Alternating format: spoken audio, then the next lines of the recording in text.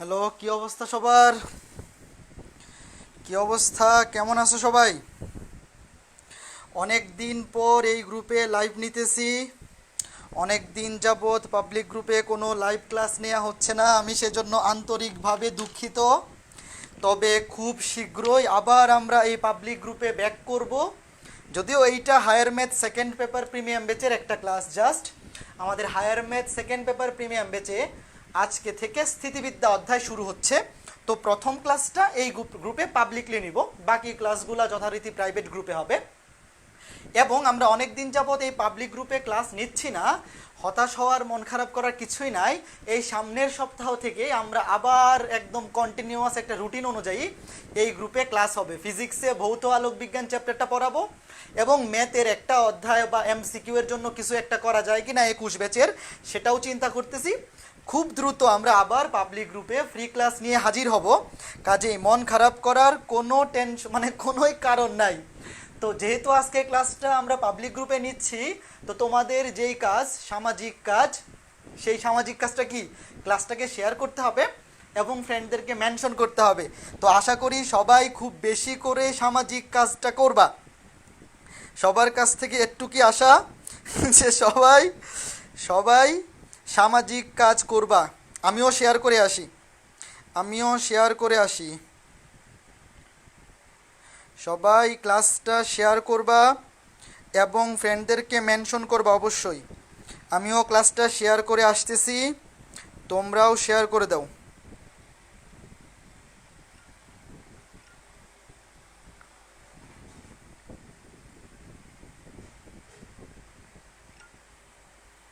ওকে, ঠিক আছে, আমার শেয়ার করা শেষ। এই তোমরা কি শেয়ার করছো? ক্লাস শুরু করে দিব? তোমরা কি ক্লাস শেয়ার করছো? ক্লাস শুরু করে দিব। নমস্কার অমিত, প্রীতি সরকার, কেমন আছো? নমস্কার, আমি ভালো আছি, তোমরা কেমন আছো? আমি ভালো আছি, তোমরা কেমন আছো সেইটা বলো। তোমরা কেমন আছো? ওয়ালাইকুম আসসালাম মারুফা, অনেক দিন পর ক্লাসে। হ্যাঁ এমরুল হাসান, অনেক দিন পর। এখন থেকে এই গ্রুপে, পাবলিক গ্রুপেও রেগুলার ক্লাস হবে। এখন থেকে মানে এই সামনের সপ্তাহ থেকে আবার পাবলিক গ্রুপে আবার নতুন নতুন ফ্রি ক্লাস নিয়ে হাজির হব, টেনশনের কোনো কারণ নাই। এবং আমাদের যে higher math second paper premium batch, সেই ব্যাচের একটু প্রমোশন করে ফেলি। আমাদের higher math second paper premium ব্যাচে ইতিমধ্যে বহুপদী, কণিক, জটিল সংখ্যা এবং বিপরীত ত্রিকোণমিতি অধ্যায়, 4টা অধ্যায় পড়ানো শেষ হয়েছে এবং পূর্বের সবগুলা ক্লাস একদম সিরিয়াল ওয়াইজ রেকর্ডেড আছে। তুমি যে কোনো সময় এনরোল করা মাত্রই পূর্বের সবগুলা ক্লাসের লিঙ্ক প্রাইভেট গ্রুপের অ্যানাউন্সমেন্ট সেকশনে একদম সিরিয়াল ওয়াইজ পেয়ে যাবা। তো আজকে আমরা স্থিতিবিদ্যা অধ্যায় শুরু করব, ঠিক আছে? তো চলো আমরা কথা না বাড়িয়ে শুরু করি আমাদের অধ্যায় 8 সেকেন্ড পেপারের স্থিতিবিদ্যা লেকচার 1, ঠিক আছে? ওকে, যারা ক্লাসে আসছো সবাই শেয়ার করে দিবা অবশ্যই এবং ফ্রেন্ডদেরকে মেনশন করে দিবা। যারা আছে ফ্রেন্ডদেরকে অবশ্যই মেনশন করবা। আমরা সবাই মিলে আজকে ক্লাসটা করব, ঠিক আছে? কেউ কার্পণ্য করবা না মেনশন করতে কেউ কার্পণ্য করবা না। তো চলো আমরা আজকে ক্লাসটা শুরু করি। ঠিক আছে, আমি খুব দ্রুত শুরু করে দিব, বেশি সময় নিব না। আজকে ক্লাসে আমরা বেসিক থেকে শুরু করে কয়েকটা টাইপের ম্যাথও দেখব। হ্যাঁ, সুন্দর সুন্দর কিছু ম্যাথ দেখব এবং প্রথমে তো থিওরি আলোচনা থাকবেই। তো স্থিতিবিদ্যা পড়ার আগে আমরা একটা জিনিস জেনে নেই। প্রথমে এই যে স্থিতিবিদ্যা, গতিবিদ্যা চ্যাপ্টার 8 এবং চ্যাপ্টার 9, এই দুইটাকে একসাথে বলা হয় বলবিদ্যা। এই দুইটাকে একসাথে বলে বলবিদ্যা বা মেকানিক্স। তো বলবিদ্যার দুইটা পার্ট। বলবিদ্যা মানে কি? তোমাকে যদি কেউ বলে যে বলবিদ্যা মানে কি, বলবিদ্যা মানে হচ্ছে একটা বস্তুর উপর বল প্রয়োগ করলে সেই বস্তুটার কি অবস্থা হয় সেটা নিয়ে যে এখানে আলোচনা করা হয়। বা তুমি যদি সমাজবিজ্ঞানের মতো এইভাবে সংজ্ঞা দেও যে পদার্থবিজ্ঞান বা গণিতের, দুইটাই পদার্থের মধ্যেও আছে গণিতের মধ্যেও আছে, গণিতের যে শাস্ত্রে কোনো বস্তুর উপর বল প্রয়োগ করলে কি ঘটবে না ঘটবে এগুলো নিয়ে আলোচনা করা হয়, সেটাকে বলা হয় বলবিদ্যা। তো বলবিদ্যার দুইটা ভাগ, একটা হচ্ছে স্থিতিবিদ্যা আর একটা হচ্ছে গতিবিদ্যা। তুমি একটা বস্তুর উপর বল প্রয়োগ করলে সেই বস্তুটার দুইটা কেস হইতে পারে। বল প্রয়োগ করার পরেও বস্তুটা স্থির থাকতে পারে অথবা গতিশীল হইতে পারে। এই দুইটার বাইরে তো আর কিছু হইতে পারে না। একটা বস্তুর উপর বল প্রয়োগ করলে হয় বস্তুটা স্থির থাকবে নয় গতিশীল হবে, এই দুইটাই তো, তাই না? এর বাইরে তো কোনো অবস্থা হইতে পারে না। তো এই যে একটা বস্তুর উপর বল প্রয়োগ করলে তার কন্ডিশন হইতে পারে বা অবস্থা হইতে পারে দুইটা, বস্তুটা স্থিরও থাকতে পারে। যদি বস্তুটা স্থির থাকে তখন তার এই স্থির অবস্থা নিয়ে যে শাস্ত্রে আলোচনা করা হয় বা যে চ্যাপ্টারে আলোচনা করা হবে সেটা হচ্ছে স্থিতিবিদ্যা। আর যদি বস্তুটা গতিশীল হয় তখন যেটাকে যেই শাস্ত্রে বা যে অধ্যায়ে আলোচনা করা হবে সেটা হচ্ছে গতিবিদ্যা। তো এইটা হচ্ছে আমাদের চ্যাপ্টার 8, স্থিতিবিদ্যা হচ্ছে চ্যাপ্টার 8 আর গতিবিদ্যা হচ্ছে চ্যাপ্টার 9। তবে তোমাদের বইয়ে গতিবিদ্যা চ্যাপ্টারের নামটা একটু চেঞ্জ করে দিছে। তোমাদের বইয়ে গতিবিদ্যা চ্যাপ্টারের নাম দেওয়া হয়েছে সমতলে বস্তুকণার গতি, কথা একই। হ্যাঁ, তো আমাদের এই যে বলবিদ্যার দুইটা পার্ট, চ্যাপ্টার 8 স্থিতিবিদ্যা, চ্যাপ্টার 9 গতিবিদ্যা। তো আমরা আজকে স্থিতিবিদ্যা অধ্যায় শুরু করব, ঠিক আছে? তো চলো আমরা আজকে স্থিতিবিদ্যা অধ্যায় শুরু করি। চ্যাপ্টার 8 স্থিতিবিদ্যা, চ্যাপ্টার 8 স্থিতিবিদ্যা।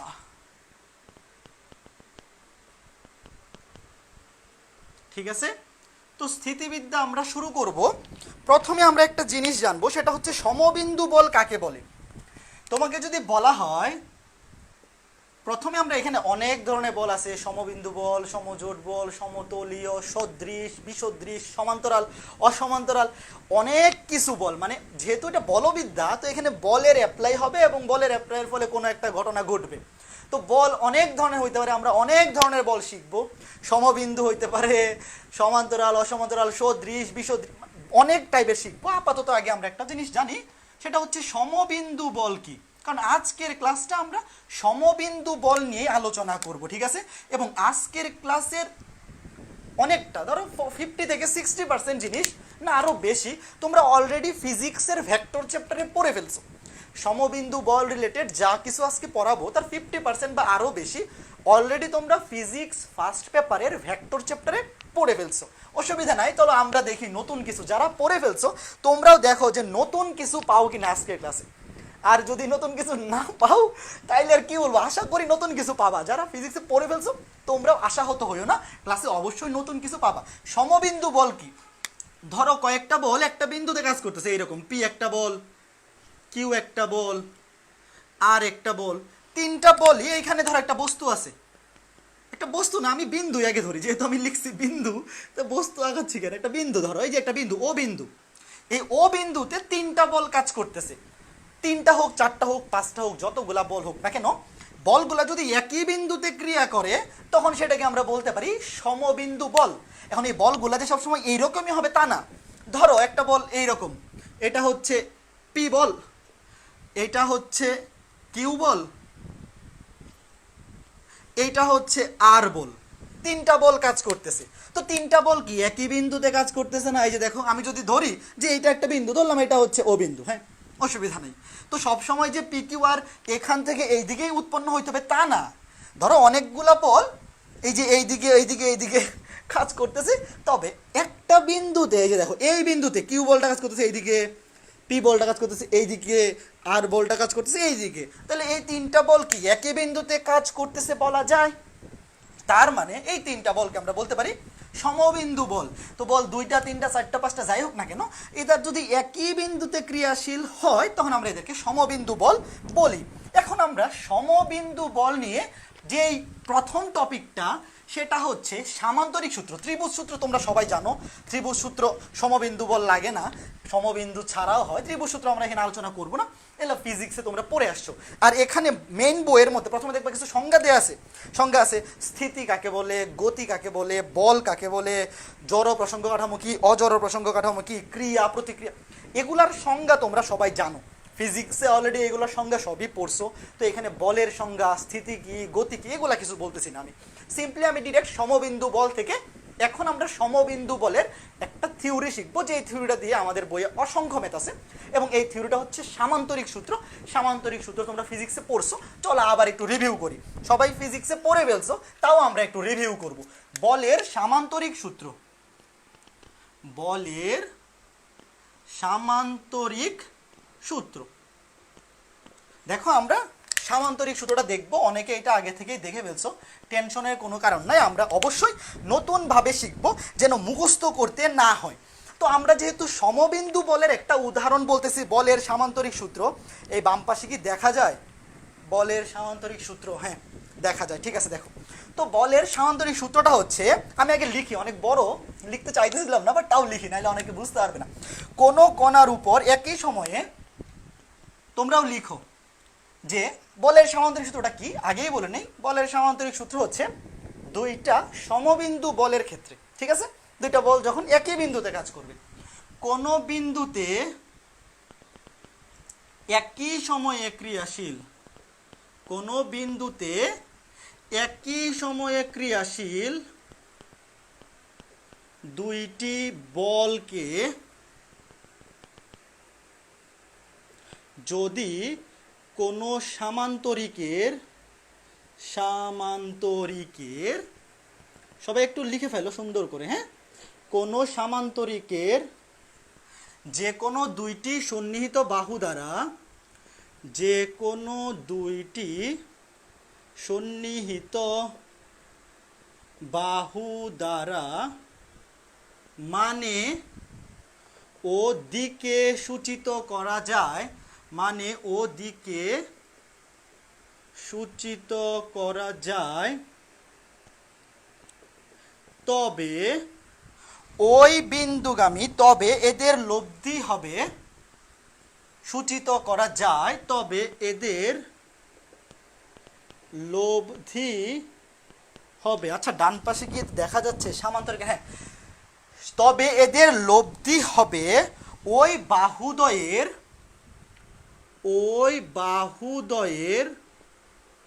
ছেদবিন্দুগামী, তবে এদের লব্ধি হবে, বা এদের এদের লব্ধি না, এদের লব্ধির মান, এদের লব্ধির মান, তবে এদের লব্ধির মান ওই বাহুদ্বয়ের ছেদবিন্দুগামী কর্ণ দ্বারা মানে ও দিকে সূচিত হবে, মানে ওদিকে সূচিত হবে। আমি একটু চেক করে নেই আমার হোয়াইট বোর্ডে কতটুক পর্যন্ত দেখা যায়। ঠিক আছে, ডানে একটু প্রবলেম হচ্ছে। আচ্ছা আমি ডানে একটু সরাই দিই, জাস্ট এ মিনিট, আমি একটু ডানে সরাই দিই। হ্যাঁ এখন দেখা যাবে, এখন দেখা যাবে, ঠিক আছে। হ্যাঁ দেখো, সামান্তরিক সূত্রটা কি? বলের সামান্তরিক সূত্র সমবিন্দু বলের ক্ষেত্রে অ্যাপ্লাই করা হবে। তো সূত্রটা হচ্ছে, কোনো বিন্দুতে একই সময়ে ক্রিয়াশীল দুইটি বলকে যদি কোনো সামান্তরিকের যে কোনো দুইটি সন্নিহিত বাহু দ্বারা মানে ও দিকে সূচিত করা যায়, তবে এদের লব্ধির মান ওই বাহুদ্বয়ের ছেদবিন্দুগামী কর্ণ দ্বারা মানে ও দিকে সূচিত হবে। এখন এইটা বোঝার আগে একটা জিনিস বুঝতে হবে, এই যে মানে এবং দিকে, এটার মানে কি? এখানে যে বারবার বলতেছি মানে এবং দিকে, এটার মানে কি? ধরো এইভাবে লিখি, এ বি একটা রেখা, এইটা দ্বারা আমি একটা ভেক্টর পি কে প্রকাশ করলাম। পি একটা ভেক্টর, এই ভেক্টরকে আমি এ বি রেখা দ্বারা প্রকাশ করলাম।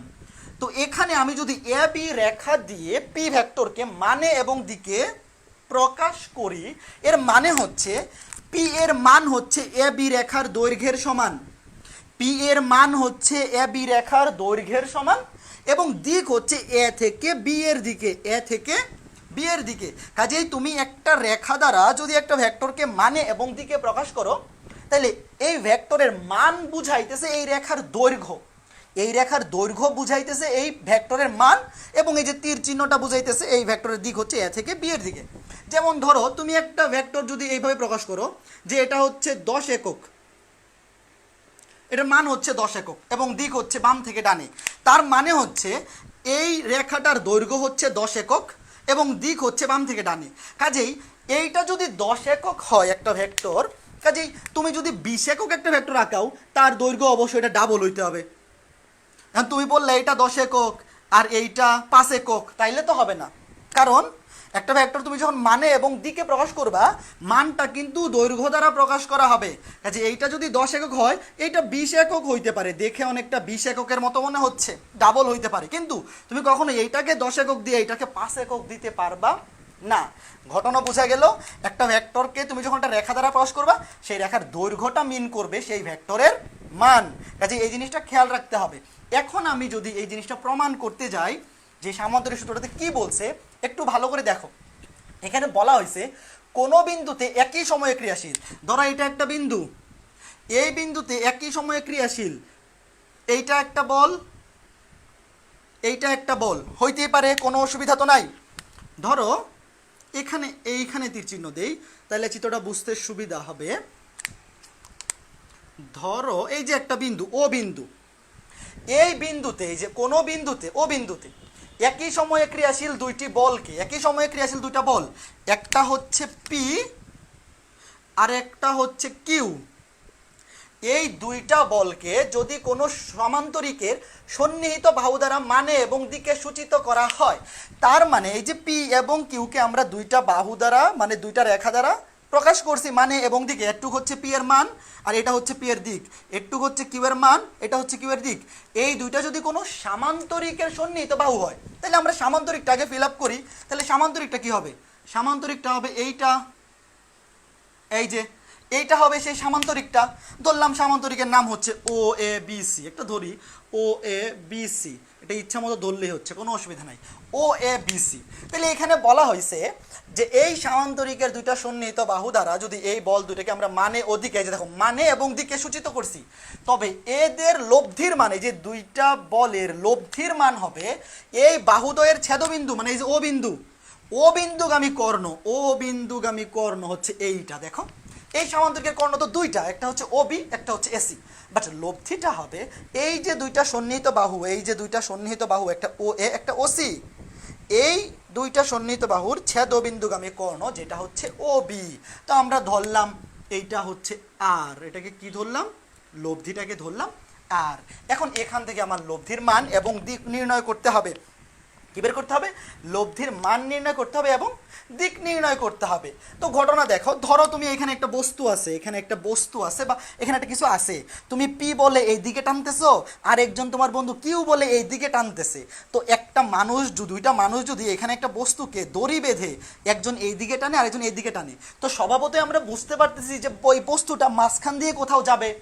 বাট তুমি যদি এক্স্যাক্টলি কোন দিকে যাবে সেটা বের করতে চাও, তাহলে এই যে এই সামান্তরিক সূত্র দিয়ে বের করতে পারবা। তুমি ধরো এইদিকে টানতেছো, তোমার বন্ধু এদিকে টানতেছে, তো এই দুইটাকে দুইটা সন্নিহিত বাহু ধরে তুমি যেটা সামান্তরিক আঁকাও, এই কর্ণটা যেই দিকে হবে সেই দিকে হবে বস্তুটার লব্ধির দিক।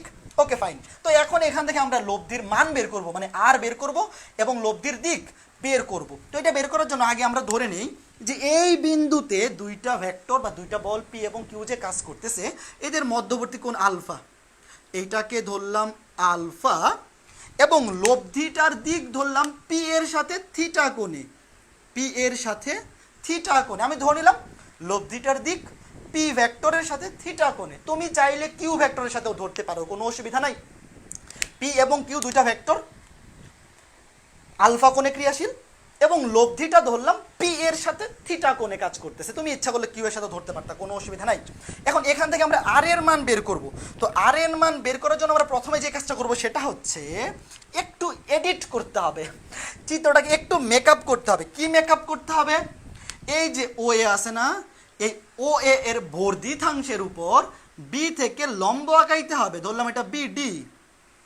একটু দেখো কি করতে হবে, একটু মেকআপ করতে হবে, মেকআপ করতে হবে। মেকআপ কেন করব?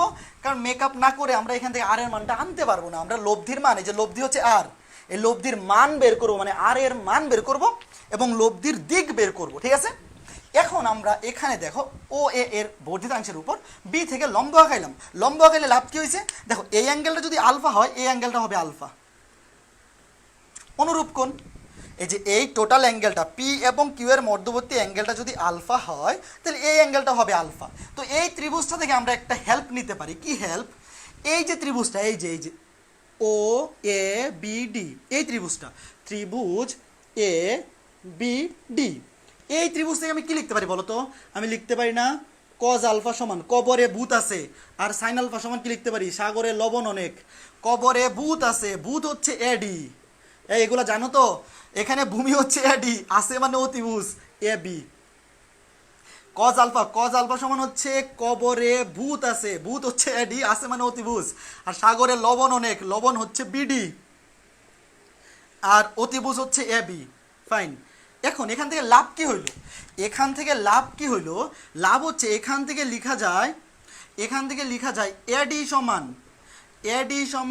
এ বি কজ আলফা, এডি সমান এ বি কজ আলফা, আর এখান থেকে লেখা যায় বিডি সমান এ বি সাইন আলফা। দেখো এই যে এডি সমান লেখা যায় এ বি কজ আলফা, আর এই যে বিডি সমান লেখা যায় এ বি সাইন আলফা। দেখো আমরা এডি এর মান বের করছি এ বি কজ আলফা, এই তোমরা কি বুঝতে পারতেছো? আর বিডি এর মান বের করলাম এ বি সাইন আলফা। এগুলো কিন্তু ফিজিক্সে অনেকে পড়ে ফেলছো। হ্যাঁ, তো এই দুইটা জিনিস আমরা এখান থেকে বের করে রাখলাম। এই জিনিস দুইটা বের করার জন্য আমরা এই এক্সট্রা ত্রিভুজটা আঁকাইছিলাম। এই যে এখানে এক্সট্রা ত্রিভুজটা আঁকাইছিলাম, এই ত্রিভুজ থেকে দেখো এ ডি এর মানকে আমরা এ বি এর মাধ্যমে প্রকাশ করছি, বিডি এর মানকেও আমরা এ বি এর মাধ্যমে প্রকাশ করছি। প্রকাশ করে আমরা এই কাজটা করলাম, এখান থেকে মানগুলো বের করলাম। এখন এখান থেকে আমরা কি লিখবো? দেখো ত্রিভুজ, এই বড় ত্রিভুজটা ও বি এ, দেখো ত্রিভুজ ও বি ডি এ, এখান থেকে লিখতে পারি সামান্তরিক সূত্র। এখান থেকে এটা তো সমকোণী ত্রিভুজ, তাই না? এই যে এটা তো লম্ব আঁকাইছিলাম, এই যে এটা তো লম্ব আঁকাইছিলাম, তাই না? তো এটা তো একটা সমকোণী ত্রিভুজ, এটা হচ্ছে 90 ডিগ্রি অ্যাঙ্গেলটা, যেহেতু ও এর উপর বিডি লম্ব আঁকানো হয়েছিল। তো এই ও বিডি সমকোণী ত্রিভুজে কি লেখা যায়? লেখা যায় ও বি স্কয়ার অতিভুজ স্কয়ার ইকুয়ালস টু ভূমি স্কয়ার প্লাস লম্ব স্কয়ার, ভূমি স্কয়ার প্লাস লম্ব স্কয়ার। ভূমি হচ্ছে ওডি, লম্ব হচ্ছে বিডি। দেখো অতিভুজ স্কয়ার ইকুয়ালস টু ভূমি স্কয়ার প্লাস লম্ব স্কয়ার। এই যে বড় ত্রিভুজটাতে, বড় সমকোণী ত্রিভুজটাতে এটা হচ্ছে ভূমি, এটা হচ্ছে লম্ব। তাহলে এখান থেকে আমি কি লিখতে পারি? ও বি স্কয়ার সমান ওডি মানে হচ্ছে ও এ প্লাস এডি, ওডি এর জায়গায় লেখা যায় O A plus AD whole square plus BD square. এটা আমরা লিখতে পারি, এটা লিখতে কোনো অসুবিধা নাই। এখন এখান থেকে কি লেখা যায়? O A plus AD whole square, A square plus 2 A B plus B square plus BD square. দেখো এটা লেখা যায় না? ও A square plus 2 O A AD মানে A square plus 2 A B plus B square, B মানে হচ্ছে এডি, লেখা যায়। এখন এখানে আসার পরে এই যে এডি স্কয়ার প্লাস বিডি স্কয়ার, একটু ভালো করে দেখো তো, এডি স্কয়ার প্লাস বিডি স্কয়ার সমান কি লেখা যায়? এই ত্রিভুজ থেকে, এই ছোট সমকোণী ত্রিভুজটা, থেকে কি লেখা যায়? AD square plus BD square সমান এ বি স্কয়ার লেখা যায় না? এই যে ছোট সমকোণী ত্রিভুজটা, এটাও একটা সমকোণী ত্রিভুজ অবশ্যই। তো এখান থেকে কি লেখা যায়? AD square plus BD square equals to লেখা যায় এ বি স্কয়ার, লেখা যায়। এই যে অতিভুজ স্কয়ার ইকুয়ালস টু ভূমি স্কয়ার প্লাস লম্ব স্কয়ার। তাহলে আমরা এই A D square plus BD স্কয়ারের জায়গায় বসাই দিতে পারি A B square, O A square plus 2 into O A into AD plus এর জায়গায় বসানো যায় এ বি স্কয়ার। দেখো এখানে না বোঝার কোনো কারণ নাই, এখানে এতটুক না বোঝার কোনো কারণ নাই। সবাই কি বুঝতে পারতেছো? ঠিক আছে, ওকে দেখো, ঠিক আছে। দেখো এখন এখানে আসার পরে আমরা কি লিখতে পারি? এই যে ও এ মানে কি? ও এ মানে হচ্ছে পি। এই যে দেখো ও এ দ্বারা কি আমরা পি ভেক্টরকে মানে এবং দিকে সূচিত করছিলাম না? তাহলে ও এ মানে হচ্ছে পি ভেক্টরের মান, এই যে এতটুক। ও এ মানে হচ্ছে পি ভেক্টরের মান মানে পি স্কয়ার প্লাস এইখানে দেখো এই যে এ বি কোনটা? এ বি হচ্ছে এটুক। দেখো এই যে এ বি, এই যে ওসি এর মান যদি কিউ হয়, ওসি দ্বারা আমরা কিউ ভেক্টরের মান সূচিত করছিলাম। ওসি সমান যদি কিউ হয় তাহলে এ বি সমানও কিউ। সামান্তরিকের বিপরীত বাহুগুলো পরস্পর সমান এবং সমান্তরাল। তা ওসি সমান কিউ হইলে এ বি সমানও লেখা যায় Q square plus Q square. A B মানে হচ্ছে কিউ, এটা কিউ হইলে এইটাও কিউ, এটা পি হইলে এটাও পি লেখা যায় প্লাস 2 ইন্টু ও এ। দেখো ও এ কটুক এই যে ও এ মানে হচ্ছে পি, ও এ মানে হচ্ছে পি, আর এডি এই যে দেখো এডি, এডি সমান কত পাইছিলাম, এডি সমান কত পাইছিলাম, এডি সমান পাইছিলাম, এডি সমান পাইছিলাম এ বি কজ আলফা, এই যে দেখো এডি সমান পাইছিলাম এ বি কজ আলফা, এডি সমান পাইছিলাম এ বি কজ আলফা। ঠিক আছে, দেখো এ ডি সমান পাইছিলাম এ বি কজ আলফা। এখন তুমি আরেকটা জিনিস দেখো, এ বি, এ বি এর মান কত, কিউ, এ বি এর মান কত, কিউ, তাহলে আমি এ বি এর জায়গায় কিউ লিখতে পারি, এ বি এর জায়গায় কিউ লিখতে পারি। দেখো তাইলে আমরা এখান থেকে কি পাইলাম, এই তোমরা কি বুঝতে পারতেছো, আশা করি বুঝতে পারতেছো, হ্যাঁ দেখা যায় নিচে দেখো। তাইলে আমরা এখান থেকে আলটিমেটলি কি পাইলাম, ও বি স্কয়ার সমান নিচে কি পাইলাম, দেখো এখান থেকে আমরা পাইলাম ও বি স্কয়ার সমান পি স্কয়ার প্লাস কিউ স্কয়ারটাকে আগে লিখি, Q square plus two P Q cos alpha. আর ও বি স্কয়ার মানে কি দেখো, ও বি দ্বারা এখানে কি সূচিত করা হয়েছে, ও বি দ্বারা সূচিত করা হয়েছে লব্ধির মান এবং দিক। তো আমরা যদি দৈর্ঘ্যটা বিবেচনা করি, শুধু দৈর্ঘ্য, ও বি দৈর্ঘ্য দ্বারা কি বুঝাইতেছে, লব্ধির মান, আর এর মান। তাহলে আমরা ও বির জায়গায় বসাইতে পারি আর, তাহলে R square equals to P square plus Q square plus two P Q cos alpha. এগুলো তোমরা ফিজিক্সেও পড়ছো, বাট আমি এইগুলো আবার দেখাইয়ে শুরু করব, কারণ একজনও যদি থাকে যে এইগুলো ফিজিক্সে পড়ে নাই, সেও যেন টোটাল কনসেপ্টটা বুঝে ম্যাথ করতে পারে। তো এখান থেকে আমি আরেকটা জিনিস লিখতে পারি, আর ইকুয়ালস টু, যদি একদম এক্স্যাক্টলি আমি লব্ধির মানটা বের করতে চাই, R equals to root over of P square plus Q square plus two P Q cos alpha. কারো যদি প্রমাণ পড়তে বিরক্ত লাগে, তুমি এই সূত্র মুখস্থ করে বসে থাকতে পারো, আশা করা যায় সৃজনশীলে প্রমাণ আসবে না। তবে যে কোনো সময় পরীক্ষায় প্রমাণ চলে আসতে পারে, এই জন্য রিস্ক না নেওয়াই ভালো। এই বলো তো একটু বুঝছো কিনা, দুইটা ভেক্টর পি এবং কিউ, ভেক্টর মানে বল হইতে পারে যে কোনো কিছু, আমরা ধরলাম যে পি এবং কিউ দুইটা বল, বল মানে তো একটা ভেক্টর রাশি, এরা ও বিন্দুতে ক্রিয়া করতেছে, সমবিন্দু বল এবং পরস্পর আলফা কোণে ক্রিয়াশীল। তাহলে এদের লব্ধির মান হবে আর, যেটা এই সামান্তরিকের ও বি কর্ণ দ্বারা সূচিত, এবং সেই লব্ধির মানের সূত্র হচ্ছে R equals to root over of P square plus Q square plus two P Q cos alpha, root over of P square plus Q square plus two P Q cos alpha. বুঝছি ভাইয়া, concept clear? ঠিক আছে। তো এখন শুধু মান বের করলে তো হবে না, দেখো আর তো একটা ভেক্টর রাশি, তাই না? এই যে আর, ধরো পি একটা বল, কিউ একটা বল, মানে ভেক্টর, তাহলে লব্ধিটাও তো একটা ভেক্টর হবে অবশ্যই, দুইটা ভেক্টরের লব্ধিও তো ভেক্টর রাশি হবে এখানে। এটা তো আর আমরা এই ডট গুণফল করতেছি না যে এটা স্কেলার হয়ে যাবে, না, এটা ভেক্টর হবে। তাহলে ভেক্টরের দিকও বের করতে হবে। তো ভেক্টরের দিক কেমনে বের করবো, এই যে ভেক্টরের দিক হচ্ছে থিটা, এই যে থিটা, এটা হচ্ছে ভেক্টরের দিক। তুমি এই ভেক্টরের দিকটা পি এর সাথেও নিতে পারো, কিউ এর সাথেও নিতে পারো। আমরা পি এর সাথে বের করে তারপর দেখাবো না কিউ এর সাথে হইলে কেমন হইতো। তো এখান থেকে আমি বের করবো ট্যান থিটার সাহায্য নিব। তুই বলতে পারো যে ট্যান থিটা কেন নিচ্ছেন, কারণ এই যে সমকোণী ত্রিভুজটা, কোন ত্রিভুজ, আবার সেই একই ত্রিভুজ, ত্রিভুজ ও বিডি, ত্রিভুজ ও বিডি, ত্রিভুজ ও বিডি এ, দেখো ট্যান থিটার সমান কি লেখা যায়, ট্যান থিটার সমান হচ্ছে লম্ব বাই ভূমি, লম্ব হচ্ছে বিডি, লম্ব হচ্ছে বিডি আর ভূমি হচ্ছে ওডি। দেখো ট্যান থিটা ইকুয়ালস টু লম্ব বাই ভূমি, লম্ব হচ্ছে বিডি, এই যে এটা হচ্ছে ডি, বিডি আর ভূমি হচ্ছে ওডি। তাইলে বিডি ডিভাইডেড বাই ওডি সমান কি লেখা যায়, ওডি মানে হচ্ছে ও A plus eddy, O A plus এডি। এখন দেখো বিডি, বিডি সমান কি পাইছিলাম, এটা কিন্তু বিডি, এটা নিচে দেখা যায়, এটা দেখা যায়, হ্যাঁ দেখা যায়, বিডি সমান পাইছিলাম এ বি সাইন আলফা। এই যে দেখো বিডি সমান পাইছিলাম এ বি সাইন আলফা, এই যে বিডি সমান পাইছিলাম A B sine alpha, A B sine alpha, O A plus এডি, এডি সমান পাইছিলাম এ বি কজ আলফা, এই যে A B cos alpha, A B cause alpha. দেখো বিডি সমান পাইছিলাম এ বি সাইন আলফা আর এডি সমান পাইছিলাম এ বি কজ আলফা। তো এখানে মান বসাই দিলাম। এখন একটা জিনিস দেখো তো, এখান থেকে কি লেখা যায়, এখন এখান থেকে আমি কি লিখতে পারি, দেখো তো ট্যান থিটা সমান, ট্যান থিটা সমান এই যে এ বি, এ বি মানে কি, এ বি কই, এ বি মানে হচ্ছে কিউ, কারণ এই যে ওসি যদি কিউ ভেক্টরের মান হয়, তাহলে এ বি এই দৈর্ঘ্যটাও হবে কিউ ভেক্টরের মান, এই যে এটা কিউ হইলে এটাও কিউ, তাহলে উপরে এ বি এর জায়গায় লেখা যায় কিউ সাইন আলফা। দেখো এ বি এর জায়গায় বসানো যায় কিউ ও এ।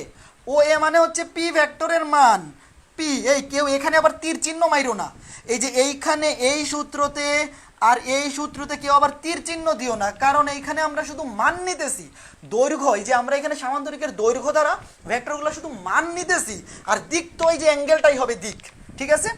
ও এ মানে হচ্ছে পি, এখানে কেউ আবার তীর চিহ্ন দিয়ে দিও না। A B cos alpha, A B মানে কি, এ বি মানে কিউ, এ বি মানে কিউ কজ আলফা। এই যে এইটা হচ্ছে সেই লব্ধির দিক নির্ণয়ের সূত্র। আমার এখান থেকে দরকার হচ্ছে থিটা, দরকার হচ্ছে থিটা, তাহলে এখান থেকে আমি এটাও লিখতে পারি থিটা ইকুয়ালস টু টেনটা ওই পাশে গিয়ে ইনভার্স হয়ে যাবে, theta equals to tan inverse, theta equals to tan inverse. সূত্র এইটা মুখস্থ রাখলেই হবে, তবে আমার যেহেতু টার্গেট হচ্ছে লব্ধির দিক নির্ণয়, থিটা ইকুয়ালস টু আসবে tan inverse q sine alpha divided by P plus Q cos alpha. এই যে সূত্রটা সবাই লিখো, সূত্রটা সবাই বুঝতে পারছো কি, q sine alpha divide by P plus Q cos alpha. Just a minute, আমি একটু নিচে নামাই দিই, একটু নিচে নামাই দেই, আজকে লিখা অনেক বেশি হবে, তো লিখা অনেক বেশি হবে এই জন্যে বোর্ডে ধরতেছে না। দেখো এই যে আমি সূত্রটা যদি এখন সূত্র দুইটা যদি এখানে শর্ট করে লিখি, দুইটা সূত্র পাইলাম, কি কি পাইলাম, এই যে এই বিন্দুতে ক্রিয়াশীল দুইটা বল, একটা পি একটা কিউ, এই দুইটা বল আলফা কোণে ক্রিয়াশীল হইলে এদের লব্ধির মান হবে আর ইকুয়ালস টু, লব্ধির মান হবে R equals to root over of P square plus Q square plus two P Q cos alpha. এটা হবে লব্ধির মান। এটা কি, এটা হচ্ছে লব্ধির মান। আর লব্ধির দিক,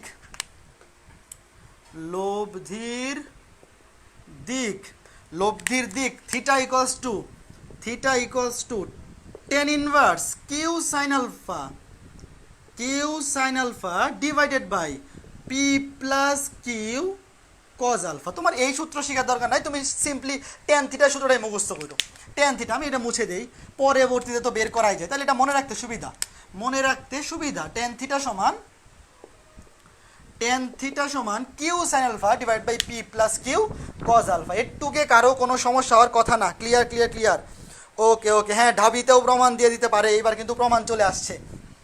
এখন একটা জিনিস জানতে হবে, সেটা হচ্ছে এই যে এখানে আলফা হচ্ছে পি এবং কিউ এর মধ্যবর্তী কোণ, এটা নিয়ে আমার কোনো সমস্যা নাই।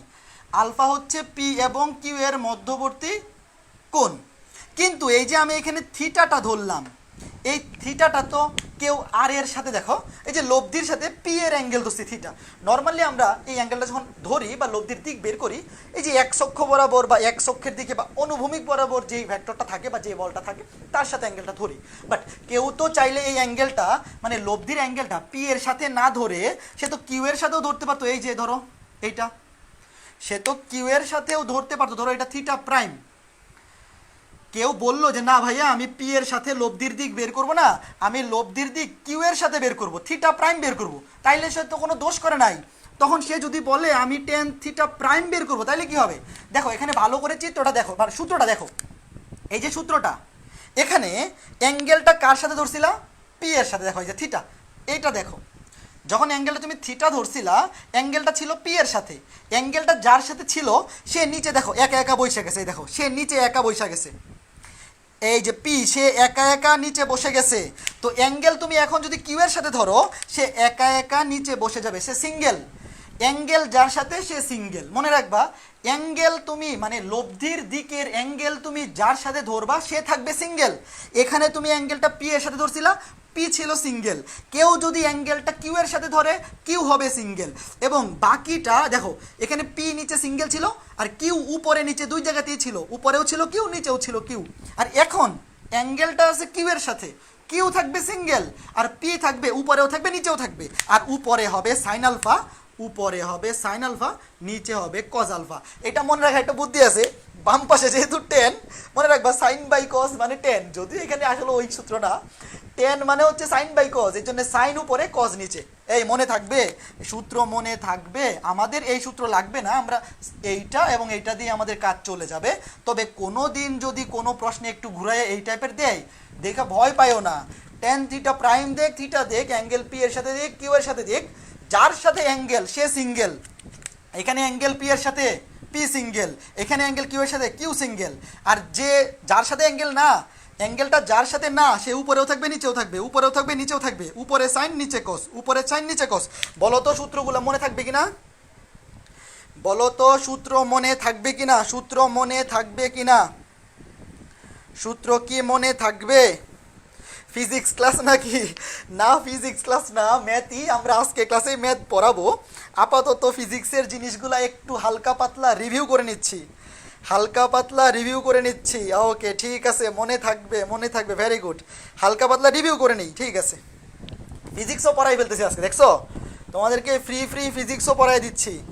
যার সাথে অ্যাঙ্গেল সে থাকবে সিঙ্গেল, এখানে অ্যাঙ্গেল হচ্ছে পি এর সাথে পি সিঙ্গেল, এখানে থিটা প্রাইম অ্যাঙ্গেল হচ্ছে কিউ এর সাথে কিউ সিঙ্গেল। আর যার সাথে অ্যাঙ্গেল না সে উপরেও থাকবে নিচেও থাকবে, উপরেও থাকবে নিচেও থাকবে, উপরে সাইন নিচে কস, উপরে সাইন নিচে কস। দিলাম মুইছা, দিলাম মুইছা। সামান্তরিক সূত্র মনে থাকবে? এই পরীক্ষায় যদি আসে সামান্তরিক সূত্র পারবা, পারবা নাকি পারবা না? তো এখন আমরা লব্ধির মানের কতগুলো কেস দেখব। লব্ধির মান এগুলোও ফিজিক্সের ভেক্টর অধ্যায় আছে, ফিজিক্সের ভেক্টর অধ্যায়ে, তবে এই অধ্যায়েও লাগবে, এই জন্য আমরা আলোচনা করে নিব। আমি এমনভাবেই আলোচনা করব যাতে কেউ আগে যদি ফিজিক্স নাও পড়ে থাকে সেও যেন পারে। তো লব্ধির মানের সূত্রটা কি ছিল? R equals to root over of P square plus Q square plus 2p3 cos alpha. এটা হচ্ছে লব্ধির মানের সূত্রটা, দিকেরটা না, দিকেরটা তো tan থিটা। লব্ধির মানের সূত্র হচ্ছে R equals to root over of P square plus Q square plus 2p3 cos alpha. এখন কেস ওয়ান হচ্ছে যদি এখানে আলফা সমান 0 ডিগ্রি হয়। আলফা সমান 0 ডিগ্রি মানে কি? আলফা সমান 0 ডিগ্রি মানে হচ্ছে পি ভেক্টরটা যেদিকে কাজ করতেছে কিউ ভেক্টরটা যদি সেই দিকেই কাজ করে, ধরো এইদিকে এইটা হচ্ছে পি ভেক্টর, এটা হচ্ছে কিউ ভেক্টর, পি এবং কিউ দুইটা যদি একই দিকে কাজ করে তখন এদের মধ্যবর্তী অ্যাঙ্গেলের মান হবে 0 ডিগ্রি। তো এখানে যদি আলফা 0 ডিগ্রি হয়, এখানে যদি তুমি আলফা জায়গায় 0 ডিগ্রি বসাও, cos 0 ডিগ্রি, cos 0 ডিগ্রির মান হচ্ছে 1, cos 0 ডিগ্রির মান হচ্ছে 1 root over of P square plus Q square plus এটা হচ্ছে 1 থাকবে 2p কিউ, মানে a square plus B square root over of P plus Q a plus B whole square, মানে P plus Q whole square, that means P plus Q. তার মানে এই দুইটা vector বা দুইটা বল হোক যা কিছু হোক যদি একই দিকে কাজ করে, মানে অ্যাঙ্গেল যদি 0 ডিগ্রি হয়, তাহলে এদের লব্ধির মান হবে ভেক্টর দুইটার যোগফলের সমান। লব্ধির মান হবে ভেক্টর দুইটার সিম্পলি যোগফলের সমান, ঠিক আছে। তো এটা গেল কেস 1। কেস 2 কি? কেস 2 হচ্ছে ভেক্টর দুইটা যদি পরস্পর বিপরীত দিকে কাজ করে 180 ডিগ্রি। আলফা যদি 180 ডিগ্রি হয়, ধরো পি ভেক্টর কাজ করতেছে এই দিকে, এই বিন্দুতে পি ভেক্টর কাজ করতেছে এই দিকে, কিউ ভেক্টর কাজ করতেছে এই দিকে, তার মানে কি দুইটা ভেক্টর ঠিক বিপরীতে কাজ করতেছে, অ্যাঙ্গেল হচ্ছে 180 ডিগ্রি। তো অ্যাঙ্গেল যদি 180 ডিগ্রি হয়, এইখানে বসাইতে হবে 180 ডিগ্রি, তাহলে আর ইকুয়ালস টু কত হবে? Root over of cos 180 degree value হচ্ছে -1, তোমরা কি জানো? cos 180 ডিগ্রি ভ্যালু -1, এটা হয়ে যাবে -2p কিউ, এটা হয়ে যাবে root over of P difference Q whole square সমান P difference Q. P difference চিহ্নটার মানে হচ্ছে এখানে তুমি অনেকে পি মাইনাস কিউও লিখে, ডিফারেন্স মানে হচ্ছে বড়টা থেকে ছোটটা বিয়োগ। তুমি তো এখানে জানো না কোনটা বড়, পি বড় নাকি কিউ বড়। পি ডিফারেন্স কিউ মানে হচ্ছে বড়টা থেকে ছোটটা বিয়োগ। তুমি যদি এখানে পি মাইনাস কিউও লিখো তাও কোনো স্যার মানে নাম্বার কাটবে না, বাট তোমার এই জিনিসটা জানা উচিত যে এখানে আমি জানি না কোনটা বড় কোনটা ছোট, এই জন্য আমি লিখতেছি পি ডিফারেন্স কিউ, মানে দুইটার বিয়োগফলের সমান R equals to P difference Q. যদি দুইটা ভেক্টর পরস্পর বিপরীত দিকে কাজ করে তখন এদের লব্ধির মান হবে এদের বড়টা থেকে ছোটটার বিয়োগফলের সমান। এই জিনিসটা তো এমনিতেই বোঝা যায়, এই জিনিসটা বোঝার জন্য তো কোনো সূত্র লাগে না ভাই। কেন? ধরো একটা ভেক্টর কাজ 10 নিউটন বল কাজ করতেছে এইদিকে, তুমি আরও 5 নিউটন বল দিলে এইদিকেই, তাহলে তো মোট লব্ধি কত হবে? 10 আর 5 15 নিউটন, এই যে যোগফল একই দিকে যখন কাজ করবে। ধরো এইখান থেকে কেউ একটা বলে টানতেছে 10 নিউটন বলে একটা বস্তুকে টানতেছে, আর একজন 5 নিউটন বলে টানতেছে, তাহলে তো লব্ধি হবে 15 নিউটন, যোগফলের সমান। আর একটা যদি এরকম হয় যে এইদিকে কেউ টানতেছে 10 নিউটন বলে একটা বস্তু, এইদিকে টানতেছে 5 নিউটন বলে একটা বস্তু, তাহলে এখানে লব্ধি কত হবে? 10 থেকে 5 বিয়োগ হয়ে যাবে না, বড়টা থেকে ছোটটা কি হয়ে যাবে? বিয়োগ হয়ে যাবে, মানে লব্ধি হবে 10 - 5 মানে 5 নিউটন। এই যে বড়টা থেকে ছোটটা বিয়োগ, এটাই হচ্ছে এইটার মানে। এখন পরবর্তী যেটা দেখব সেটা হচ্ছে কেস 3। যদি এখানে কেস 3 যদি আলফা 90 ডিগ্রি হয়, দেখো এখানে আলফা যদি 90 ডিগ্রি হয় তখন কি হবে? আলফা 90 ডিগ্রি মানে হচ্ছে ধরো পি কাজ করতেছে এই বরাবর একটা ভেক্টর, আমি তীর চিহ্ন দিলাম না ধরো, আর কিউ কাজ করতেছে ঠিক লম্ব বরাবর, এই যে এটা হচ্ছে কিউ। আচ্ছা দিয়ে তীর চিহ্ন না লেখা দেখা যায়। ধরো এটা একটা বিন্দু ও, এই বিন্দুতে দুইটা ভেক্টর কাজ করতেছে পরস্পর লম্বভাবে, তো এই যে এই অ্যাঙ্গেলটা হচ্ছে 90 ডিগ্রি। তো এটা যদি 90 ডিগ্রি হয় তাইলে দেখো cos 90 এর ভ্যালু কত তোমরা কি জানো? cos 90 এর ভ্যালু হচ্ছে 0। cos 90 এর ভ্যালু এটা হয়ে যাবে 0, তো 2p/q cos 90 টোটালটা হয়ে যাবে 0, থাকবে শুধু p square plus q square. তো এখান থেকে তুমি যদি স্কয়ার করে দাও হবে r square equals two p square plus q square. এখানে সিম্পলি তুমি আর এটা লিখে রাখতে পারো √of p square plus q square. তবে এই জিনিসটাকে আমি স্কয়ার করছি একটা কারণ বোঝানোর জন্য। ধরো 90 ডিগ্রি কোণে যদি দুইটা বল ক্রিয়া করে তাহলে এখানে কেউ যদি সামান্তরিক তাকায়, সামান্তরিকটা কেমন হবে? সামান্তরিকটা হবে এরকম, লব্ধি হবে এইটা হবে আর এইটা হবে লব্ধি।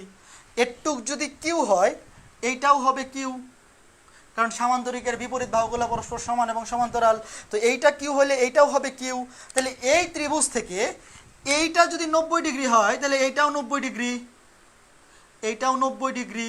তাহলে এই ত্রিভুজ থেকে যদি কেউ পিথাগোরাস ইউজ করে কি লিখতে পারো? অতিভুজ স্কয়ার ইকুয়ালস টু ভূমি স্কয়ার, যে এটা হচ্ছে পি, এটা হচ্ছে পি, ভূমি স্কয়ার প্লাস লম্ব স্কয়ার। এই যে দেখো R square equals to P square plus Q square. এই যে এই সমকোণী ত্রিভুজে এটা হচ্ছে অতিভুজ, এটা হচ্ছে ভূমি, ধরো এটা হচ্ছে লম্ব, তাহলে কি হচ্ছে আর স্কয়ার ইকুয়ালস টু ভূমি স্কয়ার প্লাস লম্ব স্কয়ার, যে R square equals to P square plus Q square. এই যে তারপরে বর্গমূল করলে যে এটা আসে R equals to √of P square plus Q square. এটা হচ্ছে কেস 3। এখন সবচেয়ে ইম্পর্টেন্ট যেটা সেটা হচ্ছে কেস 4। সবচেয়ে ইম্পর্টেন্ট কেস 4, আমি এগুলো মুছে দিচ্ছি। কেস 1 2 3 গেল, এখন কেস 4। এই কেউ টেনশন করো না, আজকে ক্লাসে আমরা ম্যাথে ঢুকবো, আজকের ক্লাসে আমরা ম্যাথেও ঢুকবো, টেনশনের কোনো কারণ নাই, সব কিছু জেনে বুঝে যাবো। হ্যাঁ, আমি যদি বলি এগুলো তোমরা ফিজিক্সে পড়ছো এগুলো এখানে পড়াবো না, আবার ফিজিক্সের স্যার যদি বলে এগুলা ম্যাথে আছে আমি পড়াবো না, তাইলে পরে কোন দিকে যাবে মানুষ বলো? এখন এই যে এখানে আলফা ছিল কেস 4, কেস 4 হচ্ছে বল দুইটা যদি সমান হয়ে যায়, পি এবং কিউ যদি সমান হয়ে যায় তখন কি হবে দেখো তো? তখন কি হবে? তখন আর ইকুয়ালস টু কি হবে? √of P square plus P এবং কিউ এর মান যেহেতু সেম, তো আমি কিউ এর জায়গাতেও পি বসাইতে পারি, কিউ এর জায়গাতেও পি বসাইতে পারি, 2p into p cos alpha. দেখো কেস 4 হচ্ছে পি এবং কিউ মানে বল দুইটা যদি সমান হয়, ধরো দুইটা বল একটা 10 নিউটন আর একটা 10 নিউটনই, তো পি আর কিউ সেম হলে আমি কিউ এর জায়গায় পি বসাইতে পারি। দেখো কিউ এর জায়গায় পি বসাই দিছি, তাহলে এখান থেকে কি আসবে? 2p square plus 2p square cos alpha, 2p square common গেলে 1 plus cos alpha. First paper ত্রিকোণমিতি 7.5, ফার্স্ট পেপার ত্রিকোণমিতি 7.5 পড়ে আসছো। 1 প্লাস কজে সমান 2 কস স্কয়ার a/2, মনে আছে? 1 প্লাস কজে সমান হচ্ছে 2 কস স্কয়ার a/2। তাহলে এইখানে 1 plus cos alpha, 1 plus cos আলফার জায়গায় কি লেখা যায়? 2 কস স্কয়ার আলফা/2 লেখা যায় না?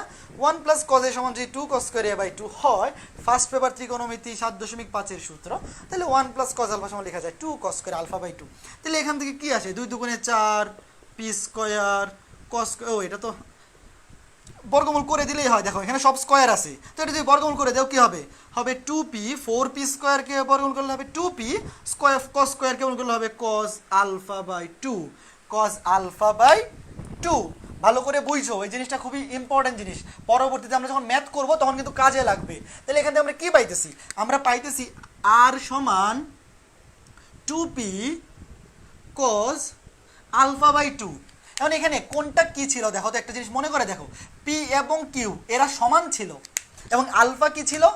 আলফা হচ্ছে এই বল দুটো, ধরো চিত্রটা আঁকাই দেই, ধরো এটা পি এইটা কিউ মানে দুইটাই সমান, ধরলাম দুইটাই পি এবং মধ্যবর্তী কোণ হচ্ছে আলফা। দুইটা ভেক্টর সরি দুইটা বলের মান সমান, তো এইটা পি হইলে এইটাও পি, তুমি দুইটাকে পি ধরতে পারো অথবা দুইটাকে কিউ ধরতে পারো, সমানই। পি পি মধ্যবর্তী অ্যাঙ্গেল হচ্ছে আলফা। তাহলে এখান থেকে আমি কি বলতে পারি, এখান থেকে আমি এটা বলতে পারি না লব্ধি ইকুয়ালস টু, দেখো এই যে পি হচ্ছে একটা বল, দুইটা বলে পি, টু পি মানে কি বলের মানের দ্বিগুণ, টু পি মানে কি টু পি হচ্ছে বলের দ্বিগুণ, বলের দ্বিগুণ ইনটু কজ আলফা কি, আলফা হচ্ছে এই বল দ্বয়ের মধ্যবর্তী কোণ। আচ্ছা এখানে ব্র্যাকেট দিছি কেন, এটা মুছে দেই, এই যে লাস্টে এইটা ছিল 2p cos আলফা বাই 2, লব্ধি আমরা লব্ধি কত কি লিখতে পারি 2p মানে হচ্ছে বলের দ্বিগুণ, এই যে p বল এই যে p বল এই বলের দ্বিগুণ, আর cos আলফা বাই 2 মানে কি আলফা বাই 2 মানে হচ্ছে মধ্যবর্তী কোণের অর্ধেক, মধ্যবর্তী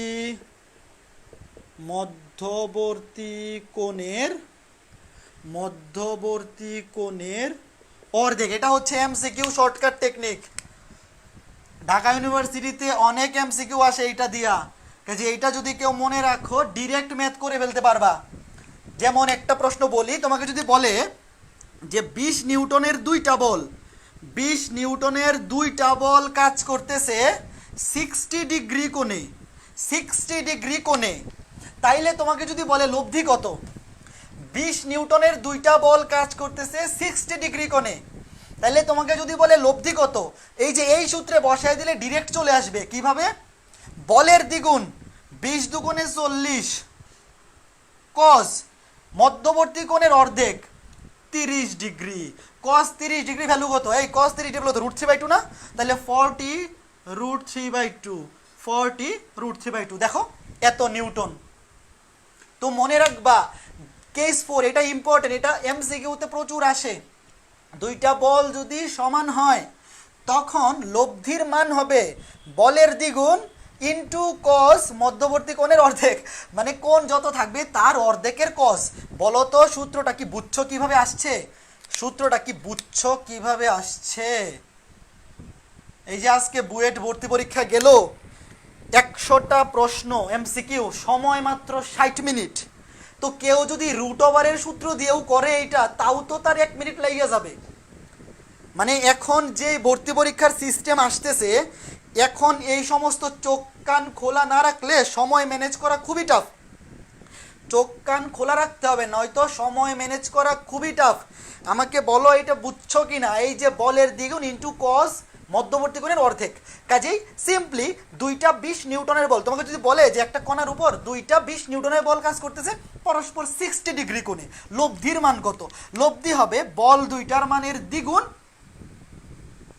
বলের দ্বিগুণ cos মধ্যবর্তী কোণের অর্ধেক, cos 30, এই বোঝা গেল, গট ইট, বুঝতে পারছি জি ভাইয়া, ভেরি গুড, ঠিক আছে চলো, এই যে এখন আমরা নতুন নতুন জিনিস পাইতেছি না, হালকা পাতলা নতুন জিনিস তো পাচ্ছি তাই না, এবং আরও সামনে পাবো, টেনশনের কোনো কারণ নাই। এখন একটা জিনিস আগে মনে রাখতে হবে, সেটা হচ্ছে এই যে কোণের মানের যে অর্ধেক দিছি, কোণের মানের যে অর্ধেক আলফা বাই 2 আসছে, মানে এখান থেকে কি আসছে আর ইকুয়ালস টু আসছে 2p cos আলফা বাই 2। এই আলফা বাই 2 কেন আসছে, আলফা বাই 2 কেন আসলো, কারণ এটা কমন সেন্স, দেখো কমন সেন্স, একটা বল যদি পি হয় আর একটা বল পি, মানে দুইটা বল যদি সমান হয়, দুইটা সমান বল যদি কোনো একটা বিন্দুতে কাজ করে এবং এই বল দ্বয়ের মধ্যবর্তী কোণ যদি আলফা হয়, তাহলে তো লব্ধি কোন দিকে যাবে, লব্ধি ঠিক মাঝখান দিয়ে যাবে না, এটা তো কমন সেন্স তাই না, যে দুইটা বল ধরো এইদিকে কেউ টানতেছে 20 নিউটন বলে, এইদিকে কেউ টানতেছে 20 নিউটন বলে আলফা কোণে, ঠিক আছে, তো এই যে লব্ধি কি হবে, লব্ধি হবে ঠিক মাঝ বরাবর, লব্ধি হবে ঠিক মাঝখান দিয়ে, মানে আলফার অর্ধেক, এটা হবে আলফা বাই 2, এইটা হবে আলফা বাই 2। তো সমান সমান বলের লব্ধি এদের মধ্যবর্তী কোণকে কি করে, একদম সমদ্বিখণ্ডিত করে। আবার বলতেছি, সমান সমান বলের লব্ধি এদের মধ্যবর্তী কোণকে সমদ্বিখণ্ডিত করে, কারণ একদম ঠিক মাঝখান দিয়ে যায়।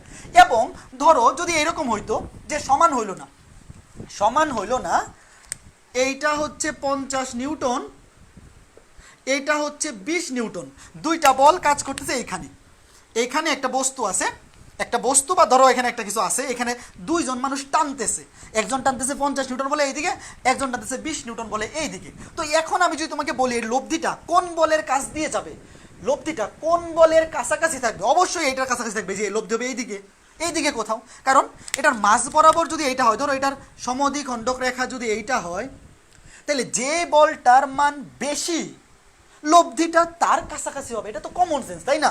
ধরো এই যে এখানে একটা কিছু একটা পয়রা আছে, দুইজন বন্ধু, একজন টানতেছে 50 নিউটন বলে, একজন 20 নিউটন বলে। তো যার বলের মান বেশি বস্তুটা তার কাছাকাছি দিয়ে যাবে না, অবশ্যই তার কাছাকাছি দিক দিয়েই যাবে।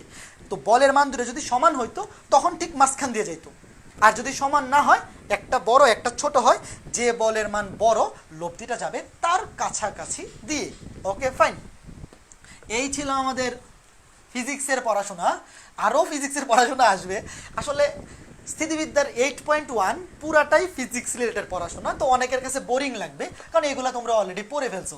তবে টেনশনের কোনো কারণ নাই, 8.2 এবং 8.3 এবং 8.1-এও অনেক জিনিস আসবে যেগুলো দেখে মানে এখন হতাশ হচ্ছ কেন, আগের গুলাই পড়াচ্ছেন, আর পরে হতাশ হবা এগুলো কি পড়াচ্ছেন, এত নতুন কিছু তো জানার ইচ্ছা নাই।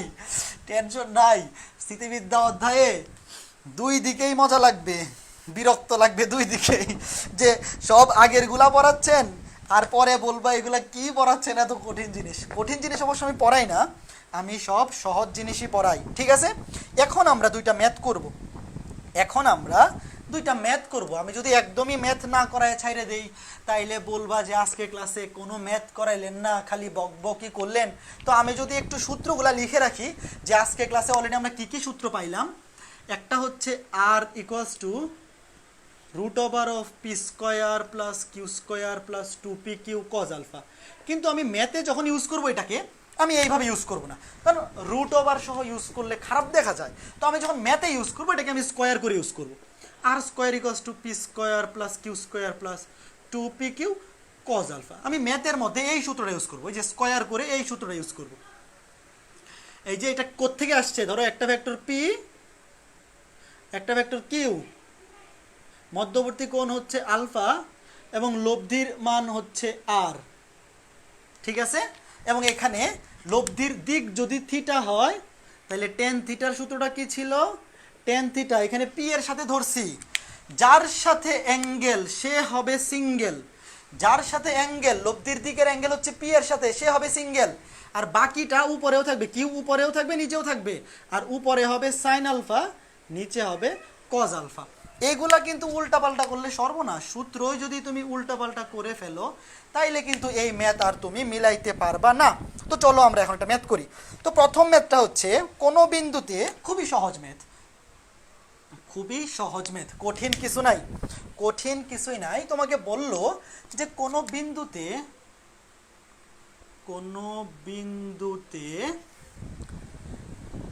3p এবং 2p বলের লব্ধি r, 3p এবং 2p বলের লব্ধি আর প্রথম বলটির মান দ্বিগুণ করলে, প্রথম বলটির মান দ্বিগুণ করলে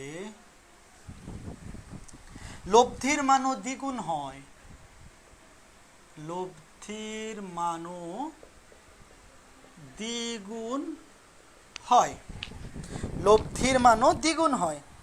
বলদ্বয়ের অন্তর্গত কোণ নির্ণয় করো, বলদ্বয়ের অন্তর্গত কোণ নির্ণয় করো। এটাও ফিজিক্সেরই, আসলে মিথ্যা কথা বলে লাভ নাই, পুরাটা অলরেডি অনেকে ফিজিক্সেও পড়ে ফেলছো, মন খারাপ কইরো না, ফিজিক্সের বাইরেও অনেক কিছু আমরা পড়বো, বাট একটু সময় দেবো। দেখো এই ম্যাথটা খুব সোজা না, তো এই ম্যাথটা কোথায় কোথায় আসছে জানো, এটা ঢাকা ইউনিভার্সিটি 14-15-তে আসছে, ঢাকা ইউনিভার্সিটি 14-15 সেশনে আসছে, এটা বুয়েট 03-04 সেশনে আসছে, বুয়েট 03-04 সেশনে আসছে। সহজ সহজ জিনিসই আসে, কঠিন কিছু আসে না, খালি টাইম ম্যানেজমেন্ট আর মাথা ঠান্ডা রাখতে পারলেই চান্স হয়ে যায়। টাইম ম্যানেজমেন্ট ভালো মতো করতে পারলে আর মাথা ঠান্ডা রাখতে পারলেই চান্স হয়ে যাবে। তো প্রশ্নটা ভালো করে পড়ো। বলছে কোনো বিন্দুতে 3p এবং 2p বলের লব্ধি r।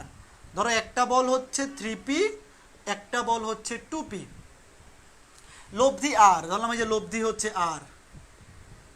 যেহেতু এই 3pটা বড়, এখানে কিন্তু 3p বড় 2p ছোট, তাহলে লব্ধি যদি চিত্র আঁকাও লব্ধিটা 3p এর দিকে কাছাকাছি আঁকাবা। মানে তুমি যদি চিত্র আঁকাও, এখানে চিত্র আঁকানোর দরকার পড়বে না, বাট যদি আঁকাও যেহেতু 3p বড় 2p ছোট, তাহলে লব্ধিটা অবশ্যই 3p এর কাছাকাছি থাকবে, তাই না? লব্ধিটা 3p এর কাছাকাছি রাখা উচিত। এই যে লব্ধি হচ্ছে r, ভালো কথা। তো আমি ধরলাম অ্যাঙ্গেল হচ্ছে আলফা, ধরলাম বল দ্বয়ের মধ্যবর্তী কোণ আলফা। তাই এই যে প্রথম লাইনটা এতটুক 3p 2p লব্ধি r। এখান থেকে আমি একটা সমীকরণ লিখতে পারি, কি লিখতে পারি? r স্কয়ার, যে আমি স্কয়ারটা বসাবো, তাহলে রুট ওভার ঝামেলা নাই। r square equals two 3p square মানে p square plus q square, এখানে p মানে হচ্ছে 3p, q মানে হচ্ছে 2p, 2p square plus 2 into p, p মানে 3p, q মানে 2p cos আলফা। তাহলে এখান থেকে কি লেখা যায়? r স্কয়ার ইকুয়ালস টু এটা হবে 9p square plus 4p square plus 2 দুগুণে 4 3 4 12p স্কয়ার cos আলফা। তাহলে আলটিমেটলি এখান থেকে পাচ্ছি r square equals two 13p square. এই কেউ মন খারাপ করো না যে সহজ জিনিস পড়াচ্ছেন, কঠিন জিনিসও পড়াবো, পর্যাপ্ত সংখ্যক কঠিন জিনিস এই অধ্যায়ে আছে, টেনশন করার কোনো কারণ নাই, একদম টেনশন নিও না। এটা হচ্ছে একটা সূত্র, আমি এটাকে 1 নাম্বার লিখে রাখলাম, মানে 1 নাম্বার একটা সমীকরণ পাইলাম। পরে বলছে প্রথম বলটির মান দ্বিগুণ করলে, প্রথম বলটির মান দ্বিগুণ করলে, প্রথম বলটা ছিল 3p, এটাকে যদি দ্বিগুণ করে দেই মানে 6p করে দেই। দেখো প্রথম বলটা আগে ছিল 3p, একে যদি দ্বিগুণ করে 6p করে দেই, লব্ধির মানও দ্বিগুণ হয়। তো লব্ধি ছিল আগে 2r, আর এখন হয়ে যাবে 2r। প্রথম বলটা আগে ছিল 3p, একে যদি দ্বিগুণ করি মানে 6p করি, তাহলে লব্ধির মানও দ্বিগুণ হয়ে যায়। দ্যাট মিনস লব্ধির মান হয়ে যায় 2r, লব্ধির মান হয়ে যায় 2r। এই 1 মিনিট, জাস্ট এ মিনিট,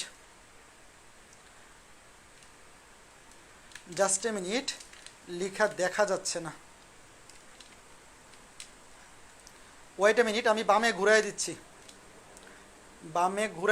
বামে দেখা যাচ্ছিল না। হ্যাঁ এখন দেখা যাবে, দেখো এখন দেখা যাবে। এই যে দেখো বলছিল আগে তো আমি এই যে সূত্রটা লিখলাম, এখন বলছে প্রথম বলটির মান দ্বিগুণ করলে মানে 3p কে ডাবল করে দিলাম, 6p করে দিলাম, লব্ধির মানও দ্বিগুণ হয়ে যায়, লব্ধির মানও দ্বিগুণ হয়ে যায়। আগে লব্ধি ছিল শুধু r, এখন হয়ে যাবে 2r।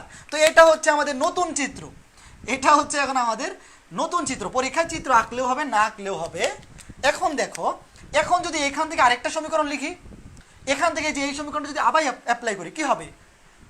r স্কয়ার, এখানে r এর জায়গায় হবে 2r, r এর জায়গায় হবে 2r square equals two p square, p মানে হচ্ছে 6p, p মানে হচ্ছে 6p plus q square, q মানে হচ্ছে 2p plus 2 into p q, p মানে 6p, q মানে 2p cos আলফা। দেখো প্রথম সমীকরণটা তো পাইছি, এরপরে বলছে প্রথমটা বলের মান দ্বিগুণ করে দিব, তাহলে লব্ধির মানও দ্বিগুণ হয়ে যায়। এখন এই নতুন চিত্র দিয়ে আরেকটা সূত্র বসাইলাম, তাহলে এখান থেকে কি আসতেছে? এখান থেকে আসতেছে 4r square equals two 36p square plus 4p square plus 4 4 2 দুগুণে 4, 4 6 24p স্কয়ার cos আলফা।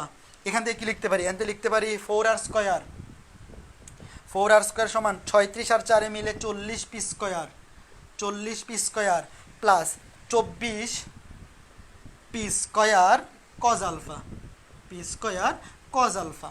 এটার উভয় পক্ষকে যদি 4 দিয়ে ভাগ করে দেই, এটার উভয় পক্ষকে 4 দিয়ে ভাগ করে দিলে হবে r square equals to 10p square plus 4 6 24, 24p square cos alpha. এই যে আরেকটা সমীকরণ, দুইটা সমীকরণ, কাজ শেষ।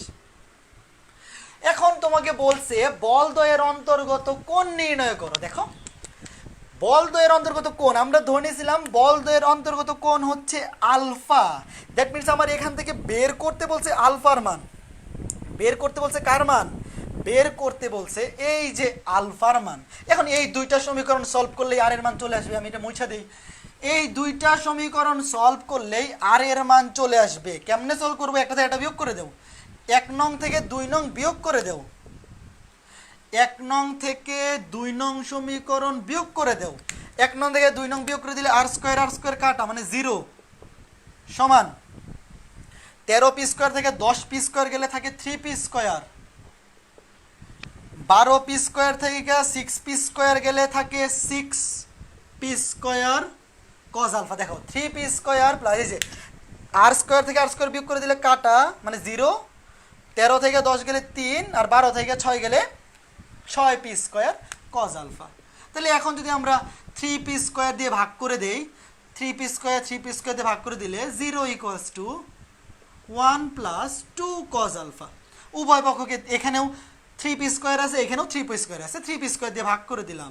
তাইলে cos alpha equals to minus half.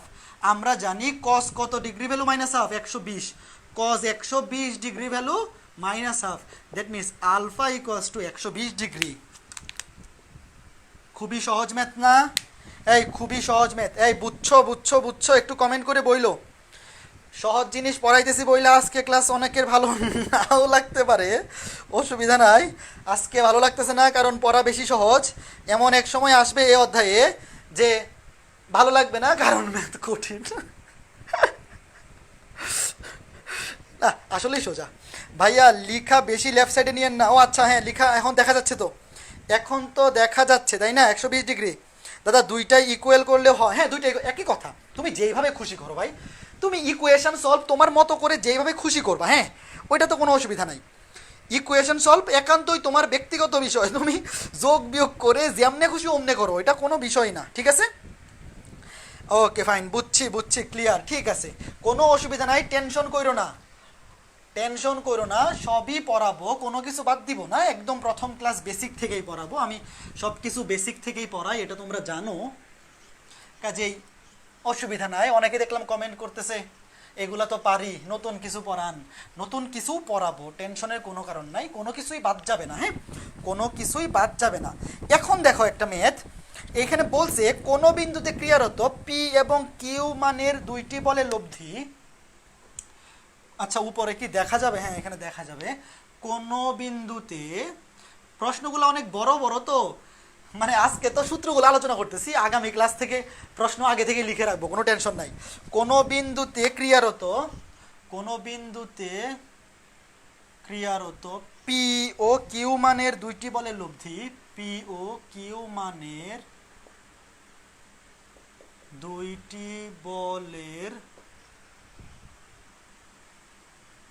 লব্ধি পি বলের দিকের সাথে 60 ডিগ্রি কোণ উৎপন্ন করে। পি বলের দিকের সাথে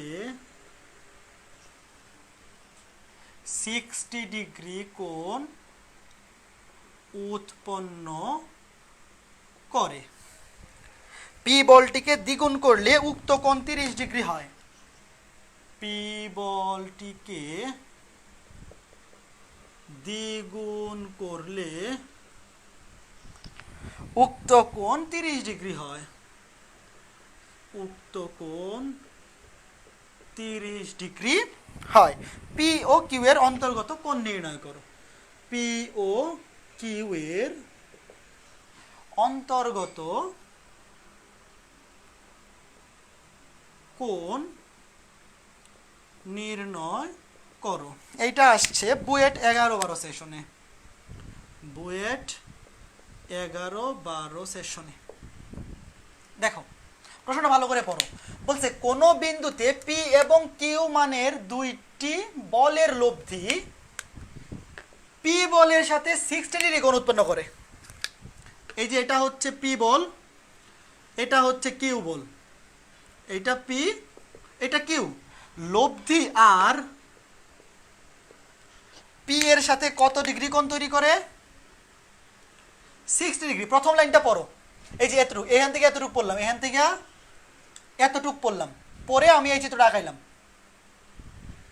দেখো কোন বিন্দুতে ক্রিয়ারত পি ও কিউ মানের দুইটি বল, পি এবং কিউ, এই যে এই বিন্দুতে ক্রিয়ারত, এই বিন্দুতে ক্রিয়ারত দুইটি বলের লব্ধি আর পি এর সাথে 60 ডিগ্রি কোণ উৎপন্ন করে। ভালো কথা। তো এখান থেকে আমি কি লিখতে পারি? এখান থেকে আমি এটা লিখতে পারি না, tan 60 ডিগ্রি ইকুয়ালস টু, এখানে তো লব্ধির দিক দেওয়া আছে তাই না, লব্ধির দিক। সূত্র কি? যার সাথে অ্যাঙ্গেল সে হইল সিঙ্গেল। সাবধানে, এখানে কেউ তীর চিহ্ন মাইরো না, কারণ এখানে আমরা এই যে বাহু দিয়া শুধু দৈর্ঘ্য ধরতেছি। চিত্র আঁকাইলে তুমি ভেক্টর চিহ্ন দিও, অসুবিধা নাই, কিন্তু এইখানে তীর চিহ্ন দিও না, কারণ এটা শুধু মান। যার সাথে অ্যাঙ্গেল সে হবে সিঙ্গেল, আর বাকিটা উপরেও থাকবে নিচেও থাকবে। অ্যাঙ্গেল হচ্ছে পি এর সাথে, সে থাকবে সিঙ্গেল নিচে। সে তো সিঙ্গেল হবেই, এবং সে উপরেও থাকতে পারবে না, সে থাকবে নিচে। মানে সে সিঙ্গেল এবং নিচে, আর বাকিটা উপরে নিচে। Sine alpha divided by cos alpha লিখে ফেললাম। এরপর বলছে পি বলটিকে দ্বিগুণ করলে, পি বলটিকে দ্বিগুণ করলে, পি বলটিকে দ্বিগুণ করলে উক্ত কোণ হয় 30 ডিগ্রি। উক্ত কোণ হয় 30 ডিগ্রি। পি বলটিকে দ্বিগুণ করলে উক্ত কোণ হয় 30 ডিগ্রি। স্বাভাবিকভাবেই এই পি বলের মান যেহেতু তুমি বৃদ্ধি করে দিছো, তো লব্ধিটাও তার কাছাকাছি চলে আসবে না? কমন সেন্স ভাই। পি বলের মানটা যদি তুমি বৃদ্ধি করে দাও, তো লব্ধি তো বড় মান, যেই বলটা বড় তার দিকে লব্ধি সরে আসবে না? তো আগে ছিল 60 ডিগ্রি, এখন কাছাকাছি চলে আসছে, পি এ টু পি এর কাছাকাছি চলে আসছে। দেখো, পি বলটিকে দ্বিগুণ করছি, কোণ আগে ছিল 60 ডিগ্রি, এখন হয়ে গেছে 30 ডিগ্রি। তাহলে এখন এখান থেকে লিখতে পারি tan 30 ডিগ্রি। tan 30 ডিগ্রি সমান যার সাথে অ্যাঙ্গেল, যার সাথে অ্যাঙ্গেল সে হবে সিঙ্গেল। কার সাথে অ্যাঙ্গেল? 2p এর সাথে। কেউ আবার এখানে খালি পেয়ে লিখো না। যার সাথে অ্যাঙ্গেল সে হবে সিঙ্গেল, আর বাকি আছে কিউ।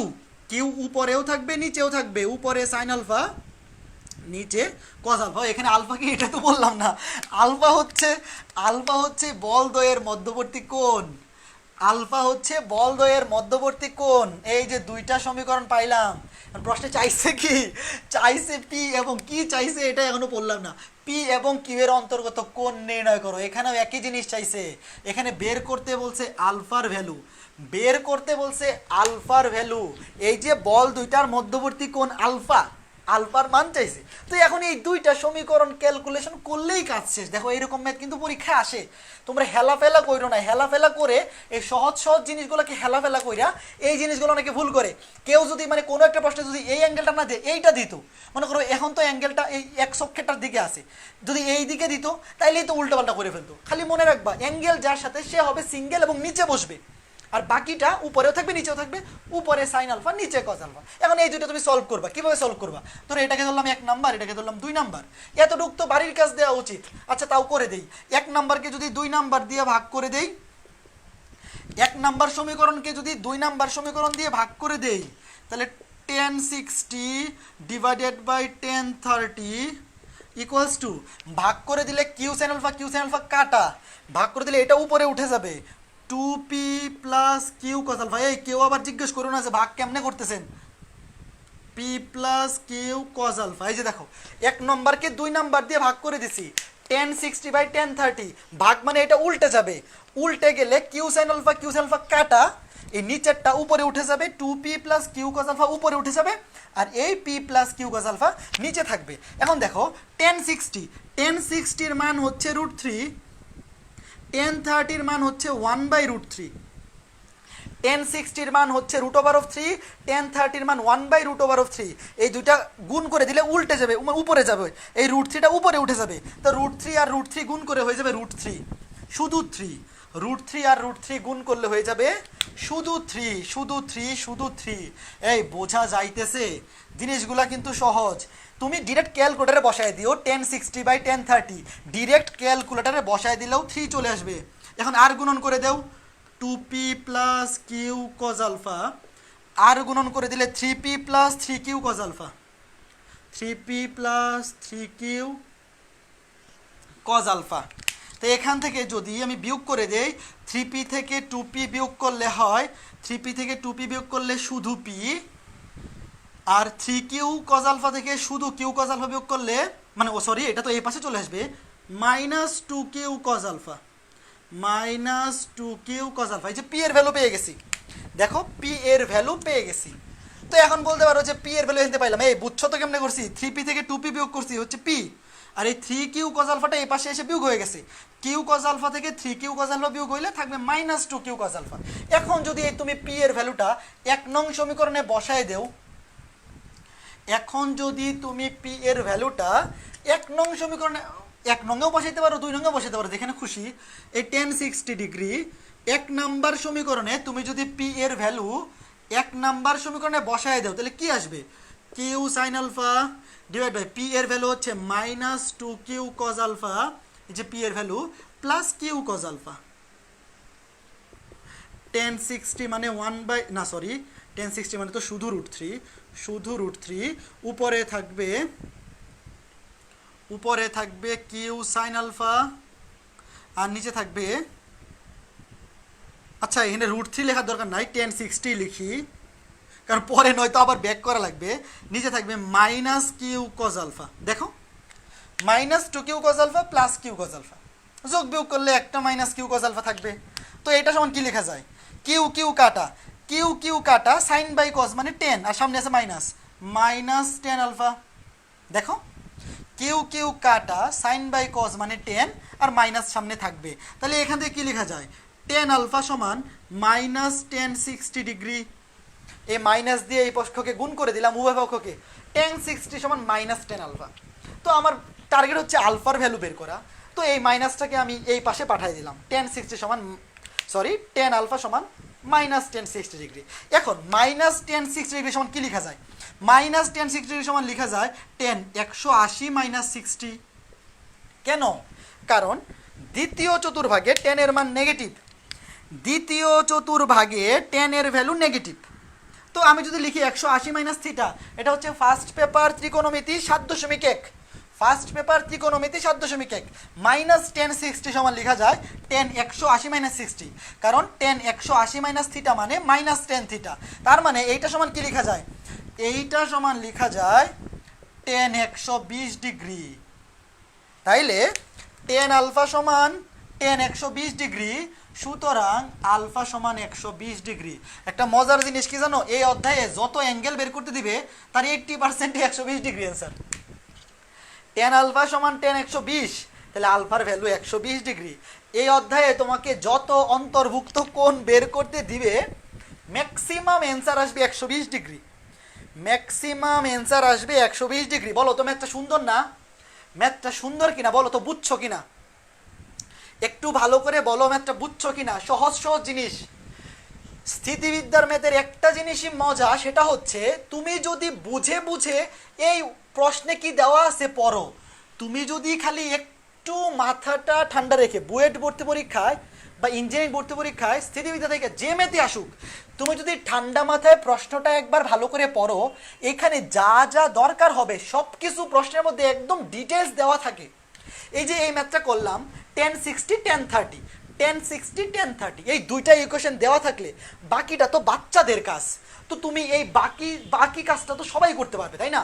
তো তোমার এই সূত্রটা তুমি জানো, এই প্রশ্নটা পড়ে তুমি tan 60 সমান কি আর tan 30 সমান কি, এই জিনিসটা লিখে ফেললেই তো ম্যাথটা শেষ। এইগুলা কি ভুল হবে? এইগুলা কি ভুল হবে? একটু দেখি মানুষজন কি কমেন্ট করতেছে। এগুলো পারা যাবে? জি ভাইয়া বুঝছি, ক্লিয়ার, ঠিক আছে, ম্যাথটা সুন্দর লাগছে করতে, সুন্দর ম্যাথ, সব কিছুই সুন্দর ম্যাথ, কঠিন কিছু নাই, তোমার খালি মাথাটা ঠান্ডা রাখতে হবে। ইঞ্জিনিয়ারিং ভর্তি পরীক্ষায় যাদের টার্গেট, মাথা ঠান্ডা রাখা খুবই জরুরি, কারণ পরীক্ষায় প্রশ্নগুলা একদম সহজ সহজে আসে, তুমি না পারলেও আরেকজন পারবে, তুমি যদি ভুল করো তাইলে তো সর্বনাশ। পরীক্ষায় স্থিতিবিদ্যা থেকে গতিবিদ্যা থেকে প্রশ্ন যা আসে একটাও কঠিন প্রশ্ন আসে না, সবাই প্রশ্ন পড়েই হাহুতাশ করে, একটু ঘুরাই দিলেই পরে বলে যে কমন পড়ে না এই সেই, তখন পারে না। অথচ এই ম্যাথগুলা তুমি দেখবা, এরকম না যে আমি খুঁজে কেউ আবার ভাইবো না যে আমি খুঁজে খালি সহজ ম্যাথগুলো করাইতেছি, না, সকল টাইপের ম্যাথই তো করাই, কোনো টাইপ তো বাদ দিই না, কিন্তু বুঝে করলে কিন্তু কোনোটাই কঠিন না। যেমন আরেকটা ম্যাথ খুবই সহজ, এটা কুয়েটে আসছে চুয়েটে আসছে, দেখো বলছে কোনো বিন্দুতে 2p এবং p মানের দুইটি বল ক্রিয়াশীল, কোনো বিন্দুতে 2p ও p মানের দুইটি, 2p এবং p মানের দুইটি বল ক্রিয়াশীল।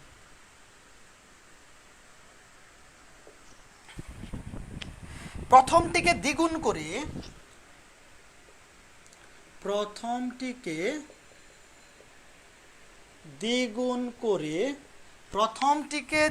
করে দ্বিতীয়টির মান 8 একক বৃদ্ধি করলে দ্বিতীয়টির মান 8 একক বৃদ্ধি করলে লব্ধির দিক অপরিবর্তিত থাকে। লব্ধির দিক অপরিবর্তিত থাকে। পি এর মান নির্ণয় করো। পি এর মান নির্ণয় করো। এখন এই যে ম্যাথটা খুবই সহজ একটা ম্যাথ, খালি প্রশ্নে কি বলছে এই মানে প্রশ্নে যা বলছে এটা যদি তুমি খাতায় লিখে ফেলতে পারো অটোমেটিক ম্যাথ সলভ হয়ে যাবে। কিন্তু এগুলো তো হুবহু কমন পড়ে না। এটা আসছে কোথায়? এটা আসছে কুয়েট 0809, কুয়েট 0809, চুয়েট 1112, চুয়েট 1112। দেখো সহজ জিনিসও কিন্তু অনেক বেশি আসে। আজকে আমরা যা পড়তেছি সব হচ্ছে সামান্তরিক সূত্র, সব হচ্ছে সামান্তরিক সূত্রানুসারে লব্ধির মান এবং দিক নির্ণয়, সব ফিজিক্সেই পড়ছো তাই না? তো এই যে প্রশ্নটা, এই প্রশ্নটা হুবহু কিন্তু কমন পড়বে না, কারণ এগুলো একটু তো চেঞ্জ করেই দিবে। এগুলো কি হুবহু কমন পড়ার জিনিস না। তুমি খালি প্রশ্নটা পড়ো, প্রশ্নটা পড়ে যদি খালি বুঝতে পারো কি বলছে তাইলেই কাজ শেষ। এবং এই মাত্র দুইভাবে করা যায়, আমি দুইভাবেই দেখাবো। দেখো কোনো বিন্দুতে 2p এবং p মানের দুইটি বল ক্রিয়াশীল। ধরো এইটা হচ্ছে 2p, এটা হচ্ছে p। স্বাভাবিকভাবেই তুমি যখন আঁকাবা এইটা হবে বড়, এটা হবে ছোট। মানে পরীক্ষায় যদি তুমি চিত্র আঁকাও, না আঁকাইলেও চলে, অনেক সময় চিত্র না আঁকাই অনেকে করে ফেলে, বাট চিত্র আঁকাইলে সুবিধা। তো চিত্র আঁকানোর সময় অবশ্যই 2pটা হবে বড়, পিটা হবে ছোট। তুমি তো ইচ্ছা করলেই 2p কে ছোট আর p কে বড় আঁকাইতে পারো না, কারণ এই বলটার মান বেশি, এটার মান কম। দুইটি বল ক্রিয়াশীল, ভালো কথা। মধ্যবর্তী কোণ ধরলাম আলফা, ঠিক আছে। দ্বিতীয়টির মান 8 একক বৃদ্ধি করলে, সরি বল ক্রিয়াশীল ধরলাম মধ্যবর্তী কোণ আলফা, প্রথমটিকে দ্বিগুণ করে, ধরো তুমি প্রথম বলটাকে দ্বিগুণ করলা, প্রথম বল মানে 2p, প্রথম বলটাকে তুমি যদি দ্বিগুণ করো এটা হয়ে যাবে 4p, এবং দ্বিতীয়টির মান যদি তুমি 8 একক বৃদ্ধি করো তাহলে এটা হয়ে যাবে p + 8। দেখো p + 8, প্রথম বলটাকে তুমি দ্বিগুণ করলা হয়ে গেছে 4p, দ্বিতীয় বলটাকে তুমি 8 একক বৃদ্ধি করে দিলা হয়ে গেছে, আগে ছিল p এখন হয়ে গেছে p + 8। লব্ধির মান লব্ধির দিক অপরিবর্তিত থাকে। লব্ধির দিক অপরিবর্তিত থাকে মানে হচ্ছে প্রথম বলটাকে তুমি দ্বিগুণ করে দিলা এবং দ্বিতীয় বলের মান 8 একক বৃদ্ধি করে দিলা, এইটা করার পরেও লব্ধির দিক চেঞ্জ হবে না। মানে আগে যখন বল দুইটা ছিল 2p এবং p, তখন লব্ধির দিক যদি এইটা হয়, এটা না, এই দেখো চিত্র আঁকাইলে কিন্তু ভালো মতো আঁকাইতে হবে, কারণ এখানে 2p হচ্ছে বড়, p হচ্ছে ছোট, তাহলে লব্ধি অবশ্যই 2p এর কাছাকাছি হবে, একটু হইলেও কাছাকাছি হবে। দেখো চিত্র আঁকানোর সময় আরেকটু কাছাকাছি দেই, তাইলে আরো সুন্দর হবে। এই যে এই দিকে নাকি কাছাকাছি হয়েছে? হ্যাঁ হয়েছে। এই যে এটা হচ্ছে লব্ধি, ধরো আর হয়েছে, এখানে আবার তীর চিহ্ন মারার দরকার নাই, খালি আর দিলেই হবে, অসুবিধা নাই। দেখো 2p হচ্ছে p এর চেয়ে বড়, তাহলে লব্ধিটা অবশ্যই 2p এর কাছাকাছি থাকবে। তুমি চাইলে আরও কাছাকাছি দিতে পারো, সমস্যা নাই, বাট এইগুলোর জন্য নাম্বার কাটবে না। তবে কেউ যদি p এর কাছাকাছি দিয়ে দেয় তাহলে তো স্যার বুঝবে যে এ বুঝেই না। ধরো কেউ এই যে আর লব্ধির দিক এই দিক দিয়ে দিল, তাহলে তো স্যার ভাববে এটা গাধা, বড়টা হচ্ছে 2p আর সে লব্ধি দিয়ে দিচ্ছে ছোটটার কাছ দিয়ে, হবে না। ধরো এই দিকে দিলাম, এই দিকে এই যে লব্ধি আর। তো এখন এটা করার বুদ্ধি কি? প্রশ্নে বলছে লব্ধির দিক অপরিবর্তিত থাকে। মানে প্রথমে যখন বল ছিল 2p এবং p, তখন যদি লব্ধির দিক হয় থিটা, আমরা সাধারণত এক্স অক্ষ বরাবর বা অনুভূমিক বরাবর যে অ্যাঙ্গেলটা মানে যে বলটা থাকে তার সাথে এই থিটা ধরি, এটা ধরে আমরা অভ্যস্ত, তো তোমরাও এটাই ধরবা। যদি কোনো কারণে এইটা থিটা দেওয়া থাকে প্রশ্নে, তখনও কিন্তু অসুবিধা নাই, আমি দেখাইছি কেমনে নিতে হয়। তো এখন এই যে লব্ধির দিক, যখন বলের মান ছিল 2p এবং p তখনও অ্যাঙ্গেল ছিল থিটা, যখন বলের মান হয়ে গেছে 4p এবং p + 8 তখনও অ্যাঙ্গেল থিটাই আছে। এই লব্ধির দিক অপরিবর্তিত, লব্ধির দিক চেঞ্জ হয় নাই, চেঞ্জ হয় নাই। তোমাকে বলছে p এর মান নির্ণয় করতে হবে, p = হোয়াট, তোমাকে বলছে p এর মান নির্ণয় করো। তো এখানে তো ভাইয়া দুইটা কন্ডিশন এরা বলেই দিছে, তোমার আর কি দিবে, তোমার আর কি চাই বলো তো?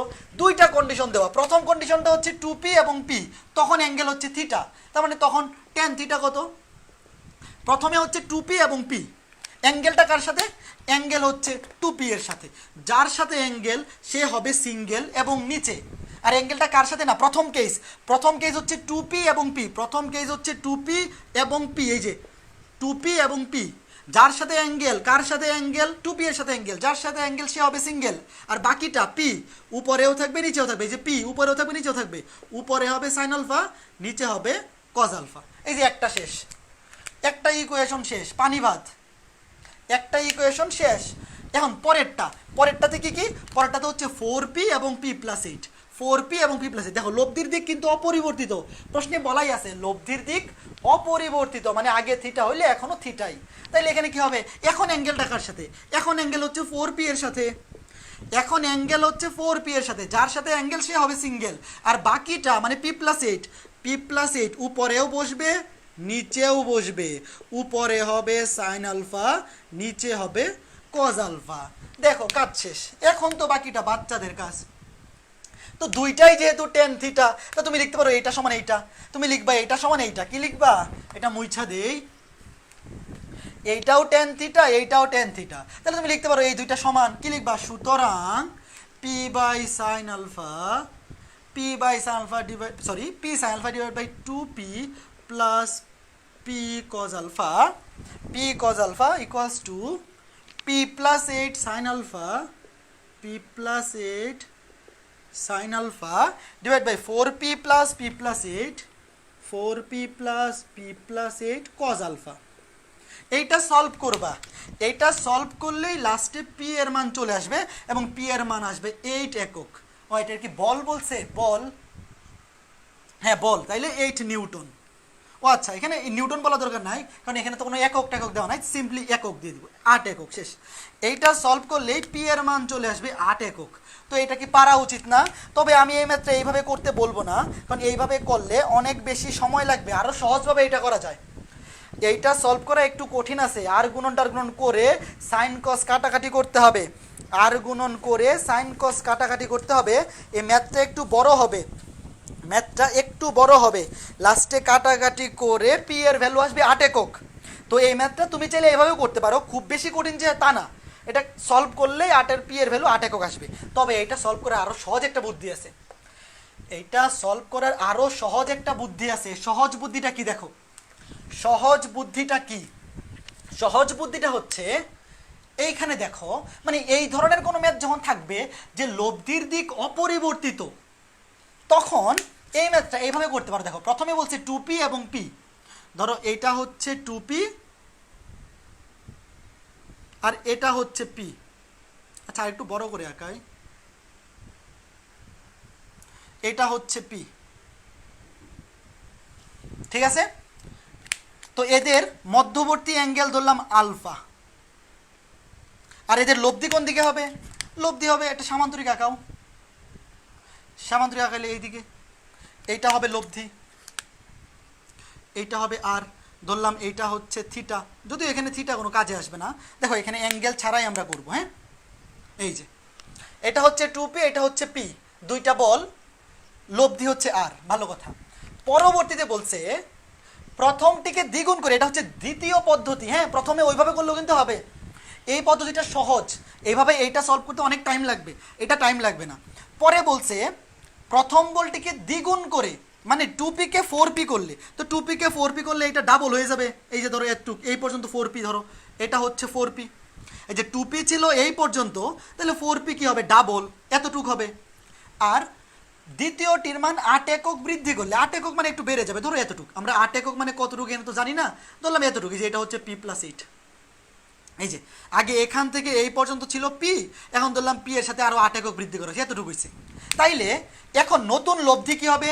নতুন লব্ধি কিন্তু চেঞ্জ হবে না, লব্ধির দিক, এই যে লব্ধির দিক অপরিবর্তিত থাকে, মানে লব্ধির দিক আগে যেটা ছিল পরেও সেটাই থাকবে, মানে নতুন সামান্তরিকটা হবে এইটা। এই বুঝছো জিনিসটা?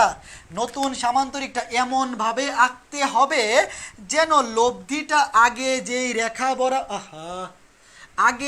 রেখা বরাবর ছিল সেই রেখা বরাবরই থাকে। তোমরা কি বুঝতে পেরেছো কিনা আমাকে এইটা বলো। এখানে প্রথম বলটাকে দ্বিগুণ করে দিলাম, 2p হয়ে গেল 4p, দ্বিতীয় বল মানে পি এর মান 8 একক বৃদ্ধি করে দিলাম, পি হয়ে গেছে 8p + 8, কিন্তু এই চেঞ্জ করার পরেও লব্ধির দিক চেঞ্জ হবে না, লব্ধির দিক আগে যেইটা ছিল পরেও সেইটাই থাকবে। তো একটুক যদি বুঝে থাকো এখন কাজ শেষ, একটুক যদি বুঝে থাকো এখন কাজ শেষ। এখন খালি নাম দিব ও এ বি সি, এটা দিলেই হচ্ছে ও এ বি সি, এটা নাম কি দিব F D E, F D E, ইচ্ছা মতো নাম দেও, কোনো সমস্যা নাই। এই চিত্রটা যারা বুঝে গেছো তাদের কাছে এই ধরনের ম্যাথ সবগুলা খালি চিত্র এঁকে করে ফেলতে পারবা। দেখো খালি চিত্রটা আঁকতে পারলেই কাজ শেষ, এবং এই চিত্রটা আঁকা বাচ্চা পোলাপানের জিনিস। এই ম্যাথটা ভালো করে বুঝো, এই ম্যাথটা ভর্তি পরীক্ষায় প্রচুর আসছে, মানে হুবহু এই ম্যাথটা 2বার আসছে, বাট এই যে 8-এর জায়গায় অন্য কিছু, 2p এর জায়গায় অন্য কিছু দিয়ে এই টাইপের ম্যাথ প্রচুর আসে। চিত্র আঁকলেই কাজ শেষ। এখন বলতে পারো চিত্র আঁকা কেমনে কাজ শেষ? এখন একটা জিনিস দেখো, এইখান থেকে আমি কি বলতে পারি, ত্রিভুজ ও এ সি এবং ত্রিভুজ ও ইডি এরা সদৃশকোণী। ত্রিভুজ ও ইডি এরা পরস্পর সদৃশকোণী। এই সদৃশকোণী ত্রিভুজ কাকে বলে 9 10-এ পড়ে আসছো? যে এই ত্রিভুজের কোণ 3টা পরস্পর সমান। এই যে ত্রিভুজ, এই যে একটা ত্রিভুজ ও এ সি, আর এই যে একটা ত্রিভুজ ও ইডি, এই কোণ আর এই কোণ কই? এই কোণটা হচ্ছে কমন, এই কোণটা কমন, এই কোণ আর এই কোণ পরস্পর সমান, এই কোণ আর এই কোণ পরস্পর সমান। মানে এই ত্রিভুজের ছোট ত্রিভুজটার 3টা কোণ আর বড় ত্রিভুজটার 3টা কোণ পরস্পর সমান। তা আমরা বলতে পারি এই ছোট ত্রিভুজটা ও এ সি এবং এই বড় ত্রিভুজটা ও এ ডি পরস্পর সদৃশকোণী। এটা 9 10-এর জিনিস, পরস্পর সদৃশকোণী। তো পরস্পর সদৃশকোণী হইলে এখান থেকে কি লেখা যায়? এখান থেকে লেখা যায় অনুরূপ বাহুগুলার অনুপাত সমান। অনুরূপ বাহুগুলার, সদৃশকোণী ত্রিভুজের 9 10-এ একটা উপপাদ্য ছিল, সদৃশকোণী ত্রিভুজের অনুরূপ বাহুগুলার অনুপাত সমান। যেমন এখানে যদি আমি লিখি ও এ বাই এসি, এই যে ছোট ত্রিভুজটার ও এ বাহু আর এসি বাহু এই দুটার যে অনুপাত, বড় ত্রিভুজটারও এই দুইটা বাহুর অনুপাত, মানে ও ই বাই ইডি এইটা হবে সমান। তোমরা কি বুঝতেছো? এই যে দেখো সদৃশকোণী ত্রিভুজের এই দুইটা বাহুর, এই ছোট ত্রিভুজটার এই দুইটা বাহুর অনুপাত O A divided by AC equals to লেখা যাবে বড় ত্রিভুজটার O E divided by ED, মানে অনুরূপ বাহুগুলার এইটা বাই এইটা ইকুয়ালস টু এইটা বাই এইটা, অনুরূপ বাহুগুলার অনুপাত সমান। এইটা যারা বুঝে গেছো তাদের কাছে এই ম্যাথ শেষ। কেন? এখন খালি মান বসাই দিব। ও এ এর মান কত? 2p। ও এ এর মান হচ্ছে 2p। এসি এর মান কত? এসি এর মান হবে p, কারণ এই যে ও বি এখান থেকে এতটুকু যদি p হয় তাহলে এখান থেকে এতটুকু হবে p। এসি এর মান এই যে এতটুকু ছিল p, এতটুকু যদি p হয় এসি এর মানও হবে p ইকুয়ালস টু ও ই। এই যে ও থেকে ই মানে হচ্ছে 4p, ও থেকে ই মানে হচ্ছে 4p, আর ইডি মানে হচ্ছে এইটা p + 8, এই যে এইটা সমান ইডি মানে হচ্ছে p + 8, টোটালটা হচ্ছে p + 8। এখন এইটা খালি ক্যালকুলেশন করলেই কাজ শেষ। পি কাটা 2p 16, p সমান 8, p সমান 8 একক। দেখো এখানে কিন্তু অনেক বড় একটা ক্যালকুলেশন বেঁচে গেল। এই যে এই পি কাটা 8 দুগুণে 16, 2p সমান 16, p সমান 8 একক। বলো তো বুঝছো কিনা? আমাকে তাড়াতাড়ি কমেন্ট করে জানাও যারা ক্লাসে আসো, এই ম্যাথটা বুঝছো কিনা? খুবই খুবই খুবই ইম্পর্টেন্ট ম্যাথ। কেউ ফাঁকিবাজি করো না, না বুঝে হ্যাঁ বইলো না, একটু ভালো করে বুঝো। এই ম্যাথটা পরীক্ষা আসবে, এইরকম ম্যাথ পরীক্ষা আসবে। এই সদৃশকোণী ত্রিভুজের সাথে সবাই পরিচিত তো? কেউ বইলো না যে সদৃশকোণী ত্রিভুজ কি আমি জানি না। সদৃশকোণী ত্রিভুজে অনুরূপ বাহুগুলোর অনুপাত সমান O A divided by AC equals to O E divide by ED. O A এর মান হচ্ছে 2p আর এসি এর মান হচ্ছে p, এইটা p হইলে এসি ও p। ও ই এর মান হচ্ছে 4p আর ইডি এর মান হচ্ছে p + 8। এই বুঝছো? খুবই খুবই ইম্পর্টেন্ট একটা ম্যাথ কিন্তু করাইলাম। যারা প্রথমে ছিল, এই যে দেখো যারা আজকে ক্লাসের প্রথমে ছিল, প্রথমে আবল তাবল জিনিস পড়াচ্ছি দেখে চলে গেছে, এরা কিন্তু এই ম্যাথটা ওই বড় পদ্ধতিতে করবে। এরা বড় পদ্ধতিতে করতে গিয়ে ওখানে ওই যে সাইন কোস কাটাকাটি করতে গিয়ে অর্ধেকটাতে গিয়ে আটকে যাবে, অর্ধেকটাতে গিয়ে আটকাবে আর মিলাইতে আর পারবে না। তোমরা কি এটা মিলাইতে পারবা? এখন খালি চিত্রটা কিন্তু খুবই সোজা, তোমরা কেউ প্রথম পদ্ধতিতে করবে না, এই টাইপের ম্যাথ আসলে কেউ প্রথম পদ্ধতিতে করবা না, ওইভাবে অনেক বড় হবে। কারণ ওই যে দুইটা সমান যে লিখছিলাম ওটা ক্যালকুলেশন করতে ভালো প্যারা হবে, অনেক বড় লাইন হবে। বাট এইভাবে যদি করো, তুমি যদি খালি চিত্রটা এঁকে, আমি যখন ভর্তি পরীক্ষায় ম্যাথ করতাম আমি জাস্ট চিত্রটা এঁকে কিচ্ছু লিখতাম না। আমি ইঞ্জিনিয়ারিং ভর্তি পরীক্ষায় বুয়েটে সব ম্যাথ করছি, খালি চিত্র আঁকছি, এই জিনিসটা লিখছি, এই লাইনটা লিখছি, ডিরেক্ট পি ইকুয়ালস টু 8, কিচ্ছু লেখা লাগে না, এগুলো সদৃশ কোণেও লেখা লাগবে না। বাট তুমি যখন ইন্টারমিডিয়েটে সৃজনশীল প্রশ্নে অ্যান্সার করবা তখন কিন্তু তুমি সুন্দর মতো লিখবা যে এখানে ও এসি এবং ও ইডি এরা হচ্ছে পরস্পর সদৃশ কোণী ত্রিভুজ। সদৃশ কোণী ত্রিভুজের সংজ্ঞা অনুসারে আমরা জানি সদৃশ কোণী ত্রিভুজে বা দুইটি সদৃশ কোণী ত্রিভুজে অনুরূপ বাহুগুলোর অনুপাত সমান, কাজ শেষ। সুতরাং এটা সময় এটা মানে একাডেমিক বা কলেজের পরীক্ষা হোক বা এইচএসসি পরীক্ষা হোক এতটুকু জিনিস লিখে দিবা, নাহলে অনেক স্যাররা মাইন্ড করে। বাট অ্যাডমিশনে এর চাইতে ভালো কিছু হয়ই না, এত সুন্দর করে একটা ম্যাথ তুমি করে ফেলতে পারতেছো। এরকম ম্যাথ প্রচুর আসে, প্রচুর, কেউ হেলাফেলা করো না, হেলাফেলা করো না। সেকেন্ড লাইনটা আবার দেখো, ও এ মানে হচ্ছে টুপি, এসি মানে হচ্ছে এসি কই, এই যে এসি এটুক সমান হচ্ছে এটুক, এতটুক ছিল পি, এটুক পি হইলে এসিও হবে পি। ও ই মানে হচ্ছে 4p, এই যে টোটালটা 4p, এই কেউ আবার ভাইবো না যে ও ই মানে হচ্ছে 2p প্লাস 4p, না, এখান থেকে এতটুকু ছিল 2p, প্রশ্নটা ভালো করে পড়ে দেখো, এখান থেকে এতটুক 2p, এখান থেকে একটু হচ্ছে 4p, এটাকে দ্বিগুণ করে এতটুকু বানানো হয়েছে। তো কেউ আবার এখানে 2p প্লাস 4p যোগ করে দিও না, এটা কিন্তু ওই সরল রেখার ওই রকম না, এখান থেকে এই পর্যন্ত টোটালটা হচ্ছে 4p, এই যে টোটালটা 4p। ইডি মানে হচ্ছে এটুক মানে হচ্ছে এটুক, এই যে এটুক ছিল p+8, বোঝা গেছে। কেউ চাইলে এইভাবে দিতে পারো, এটুক হচ্ছে 2p, এটুক হচ্ছে 4p, এইভাবেও লিখে দিতে পারো, তাইলে কনফিউশন হবে না। এটুক হচ্ছে 4p, আর যদি কনফিউশন থাকে তাহলে এইভাবে লিখবে যে এটুক হচ্ছে p আর এটুক হচ্ছে p+8, ঠিক আছে। তারপরে তো এটা ক্যালকুলেশন করছি পি, যে এখানে পি কাটা, আর গুণন করে দেও, আর গুণন করে দিলে হবে 2p + 16 = 4p, 2p + 16 = 4p, কাটাকাটি করলে 2p = 16, p = 8। এই ছিল আজকের ক্লাসের লাস্ট ম্যাথ, বলো বুঝছো কিনা। আগামী ক্লাস থেকে নতুন জিনিস পড়াবো, দুইটা ত্রিভুজ সদৃশ কোণী হইলো কেমনে বুঝলাম না। সদৃশ কোণী ত্রিভুজ কাকে বলে? দুইটা ত্রিভুজের তিনটা কোণের মানে যদি সমান হয় তখন তাদেরকে বলা হয় সদৃশ কোণী ত্রিভুজ। এই যে দুইটা ত্রিভুজ, এই যে এই ত্রিভুজটা আর এই যে বড় ত্রিভুজটা, এই কোণটা হচ্ছে কমন, দুইটার মধ্যে সেম, তাহলে এরা তো সমান হবেই। এই কোণ আর এই কোণ অনুরূপ কোণ মানে বুঝো না, দুইটা সমান্তরাল রেখা একটা ছেদক, অনুরূপ কোণ দ্বয় পরস্পর সমান। এই কোণ আর এই কোণ অনুরূপ কোণ, দুইটা সমান্তরাল রেখা, এটা হচ্ছে ছেদক, অনুরূপ কোণ পরস্পর সমান।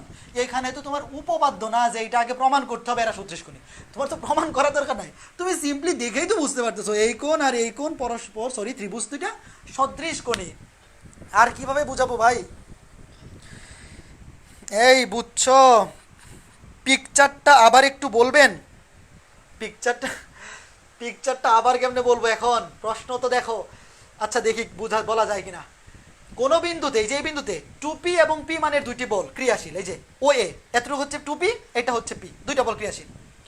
এদের লব্ধির মান হচ্ছে এইটা, একটা সামান্তরিক আঁকাইছিলাম, সামান্তরিকে কর্ণ বরাবর হলো লব্ধি। প্রথমটিকে দ্বিগুণ করে, প্রথম বলটা ছিল 2p, এটাকে দ্বিগুণ করে দিলাম, হয়ে গেছে 4p, তো এই রেখাটা ডাবল হয়ে যাবে, এতটুক ছিল এতটুকু হয়ে গেছে 4p। এবং দ্বিতীয়টির মান 8 একক বৃদ্ধি করে, আগে ছিল দ্বিতীয়টা p, এখন 8 একক বৃদ্ধি করলাম, হয়ে গেছে p+8, দৈর্ঘ্য বেড়ে যাবে। লব্ধির দিক অপরিবর্তিত থাকে, মানে লব্ধির দিক আগে যেই বরাবর ছিল পরেও একই বরাবর থাকবে, লব্ধির দিক চেঞ্জ হবে না। তুমি সামান্তরিকটা পরবর্তীতে এমনভাবে আঁকাইতে হবে যেন লব্ধির দিকটা একই থাকে, আগে যা ছিল পরেও তাই থাকবে। কি ব্যাপার, আজকে এত মানুষ বুঝতে পারতেছে না? এগুলা সব কি একই টাইপের মধ্যে পড়বে? হ্যাঁ, এগুলা সব একই টাইপের মধ্যে পড়বে। Super clear. আরে সঞ্জয় ভট্টাচার্য, ঠিক আছে, বুঝছি ভাই, অল ক্লিয়ার ভাইয়া। দাদা কোনো রকম খতম, tata, bye bye, good bye. ঠিক আছে ভাইয়া, বইয়ের ম্যাথ করাবেন না? এই বাটা, এটা কি বইয়ের বাইরের ম্যাথ নাকি? এলা সব কেতাবুদ্দিন স্যারের বই, আয় হায় রে, এলা সব এই যে কেতাবুদ্দিন স্যারের বই দেখে করাইতেছি, আমি কোয়েশ্চেন ব্যাংক দেখে করাইতেছি না, এলা কেতাবুদ্দিন স্যারের বইয়ের ম্যাথ। হায় হায় হায়, বলে বইয়ের ম্যাথ করাবেন না, তো আমি কি বইয়ের ম্যাথ বাইরে করাইতেছি? এই যে আজকে কি পড়াইলাম, এই 8.1 অধ্যায়ের ক্লাস লাগবে তিনটা নাকি 4টাও লাগতে পারে। 8.1 কমপ্লিট করতে 3 ক্লাস বা 4 ক্লাস লাগবে। এখানে টপিক আছে 3টা। একটা হচ্ছে সামান্তরিক সূত্র, আজকে সামান্তরিক সূত্রের ম্যাথগুলো করাইছি। আগামী ক্লাস হবে সাইন সূত্র। সাইন সূত্র মানে হচ্ছে ওই যে অংশ, একটা ভেক্টরকে উপাংশে বিভাজন আছে না, উপাংশে বিভাজন বা ত্রিভুজের সাইন সূত্র দিয়ে ম্যাথ করাবো আগামী ক্লাসে। তারপরে ক্লাসে করাবো লম্বাংশের উপপাদ্য দিয়ে ম্যাথ। মানে এখানে টোটাল 3টা টাইপের ম্যাথ আছে। সামান্তরিক সূত্র বা সামান্তরিকদের লব্ধি বা লব্ধির মান, লব্ধির দিক, তারপরে হচ্ছে ত্রিভুজের সাইন সূত্র, তারপরে হচ্ছে লামিনা তো লম্বাংশ। 3টা টাইপের ম্যাথ 3টা ক্লাসে করাবো। এরপরে এই টাইপ ভিত্তিক ম্যাথ করানোর পরেও কিছু ম্যাথ থাকে না এক্সট্রা অর্ডিনারি বা এক্সট্রা টাইপের, মানে একটু বেশি পেঁচানো, তো 4র্থ ক্লাসে 8.1 বেশি পেঁচানো ম্যাথগুলো করাই দিব। 3 ক্লাস বা 4 ক্লাস লাগবে 8.1 শেষ করতে। আর অষ্টম অধ্যায় পুরাটা পড়াইতে লাগবে 10 থেকে 12 ক্লাস। স্থিতিবিদ্যা অধ্যায়টা পুরাটা পড়াবো 10 থেকে 12 ক্লাসে, এবং নভেম্বরের 15 তারিখের মধ্যে কমপ্লিট হবে। যারা 21 ব্যাচের আসো, তোমাদের তো এই অধ্যায় শেষ হইলেই সিলেবাস শেষ। তোমরা কোনো টেনশন করো না, তোমাদের পরীক্ষা তো ডিসেম্বরে, তোমাদের সাথে একটু আলাপ সালাপ করি। 21 ব্যাচের যারা আসো, তোমাদের সিলেবাস নভেম্বরের 15 তারিখের মধ্যে, মানে স্থিতিবিদ্যা শেষ হলেই তো তোমাদের সিলেবাস শেষ, তাই না? তো স্থিতিবিদ্যা অধ্যায় নভেম্বরের 15 তারিখের মধ্যেই শেষ হয়ে যাবে। 8.1 আমরা 4 ক্লাস বড় জোর 6, 3, 3, মানে 10 থেকে 12 ক্লাসে এনাফ। নভেম্বরের 15 তারিখের মধ্যেই শেষ হবে। তারপরে গতিবিদ্যা অধ্যায় পড়াবো। আর আমরা ধীরে সুস্থে পড়বো, এত দৌড়াদৌড়ি কিছু নাই ভাই। 8.1 পড়াইতে ম্যাক্সিমাম 4 ক্লাস লাগবে, তো দৌড়াদৌড়ি কি আছে? আজকে কি পড়াইছি? সামান্তরিক সূত্র, লব্ধির মান, লব্ধির দিক, 3টা ম্যাথ করাইছি। একটু পরে বাড়ির কাজ দিব অসীম কুমার শাহ স্যারের বই থেকে, কেতাবউদ্দিন স্যারের বই থেকে এবং এসইউএম স্যারের বই থেকে বাড়ির কাজ দিব শুধুমাত্র সামান্তরিক সূত্রের টাইপগুলা। যে ম্যাথগুলা শুধুমাত্র সামান্তরিক সূত্র দিয়ে করা যায়, এই ম্যাথগুলা বাড়ির কাজ দিব। আজকে রাতেই বাড়ির কাজ দিয়ে দিব, অথবা কালকে দুপুরের মধ্যে পেয়ে যাবা। তারপর শনিবারে বলের উপাংশ বিভাজন বা ত্রিভুজের সাইন সূত্র যেটাকে বলে, সেটা দিয়ে ম্যাথ করাবো, এবং লম্বাংশের সূত্রটাও আগামী ক্লাসে আলোচনা করে ফেলবো। তারপরে ক্লাসে লম্বাংশের সূত্রে ম্যাথ করবো। টেনশনের কোনো কারণ নাই, ধীরে সুস্থে সকল টাইপ কভার করে পড়বো। তো আজকে ক্লাসের 3টা ম্যাথ কি বুঝতে পারছো? যাওয়ার আগে একটু কমেন্ট করে বলে যাও।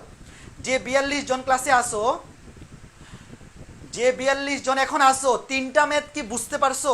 কারণ এই 3টা ম্যাথের মতো বইয়ে আরো 15টা ম্যাথ আছে মিনিমাম। আজকে ক্লাসে যে 3টা ম্যাথ করাইলাম, এইরকম ম্যাথ প্রত্যেক বইয়ে মিনিমাম 15টা আছে। মানে আজকে ক্লাসের পরে মিনিমাম 15টা ম্যাথ বাড়ির কাজ দিব। তো এখন এই 15টা ম্যাথ কি করতে পারবা কিনা এটা বইলা যাও। সবাই খালি সহজ সহজ বলবে যে সামান্তরিক সূত্র পারি, পরে এগিয়ে দেখবে এগুলোই ভুল করে। এই যে সামান্তরিক সূত্র, লব্ধির মান, লব্ধির দিক, এগুলো দিয়ে প্রচুর ম্যাথ পরীক্ষায় আসে, এগুলাই পোলাপান ভুল করে। যাওয়ার আগে বলে যাও পারবা কিনা এই 3টা ম্যাথ। সব বুঝছি, জি very good, okay very good, জি বুঝতে পারছি, 3টা ফুললি ক্লিয়ারলি বুঝছি। তাইলে বাড়ির কাজগুলো করবা, বাড়ির কাজ আজকে রাতের মধ্যেই দিয়ে দিব। হ্যাঁ, ম্যাথগুলো অনেক সুন্দরভাবে বুঝছি, ঠিক আছে, ক্লিয়ার, ভেরি গুড। তাহলে আজকের ক্লাস এই পর্যন্তই। কোনো তাড়াহুড়া নাই, আমার কোনো দৌড়াদৌড়ি নাই, তাড়াহুড়া নাই, সকল টাইপ কভার করে পড়াবো। আরেকজন বলতেছে বইয়ের ম্যাথ কবে করাবো? ভাই এগুলো তো বইয়ের ম্যাথ, আমি টাইপ ভিত্তিক ম্যাথ করাইতেছি। তো আমি যখন একটা টাইপের ম্যাথ করাবো, যেইটা ভর্তি পরীক্ষায় আসছে এটাই তো করাবো। সহজগুলা বেশি, সহজগুলা করে লাভ আছে? মানে আমি যে ম্যাথগুলো করে দিছি, এখন এই টাইপ থেকে আসলে তুমি নিজে করতে পারবা। ঠিক আছে, সবাই ভালো থাকো, সুস্থ থাকো। আগামী ক্লাস দেখা হবে। আগামী ক্লাস হচ্ছে শনিবার রাত 10টায় দেখা হবে। আজকের ক্লাসে বাড়ির কাজ দিয়ে দিব, সবাই কমপ্লিট করে ফেলো, ঠিক আছে? ওকে। আর ত্রিকোণমিতি অধ্যায়ের, মানে বিপরীত ত্রিকোণমিতি অধ্যায়ের সৃজনশীল ক্লাসটা তো এখনো নেওয়া হয় নাই। সৃজনশীল ক্লাসটা শুক্রবারে নিব, শুক্রবার রাত 9টা বা 10টার দিকেই হবে। আমি জানাই দিব গ্রুপে, ওই সেকেন্ড পেপার গ্রুপে বা কোর্স ডি ট্রাইম একটা গ্রুপে আমি পোস্ট দিয়ে দিব যে 7ম অধ্যায়ের সৃজনশীল ক্লাসটা শুক্রবার কয়টায় হবে, ঠিক আছে? ওকে, ভালো থাকো, সুস্থ থাকো, টাটা।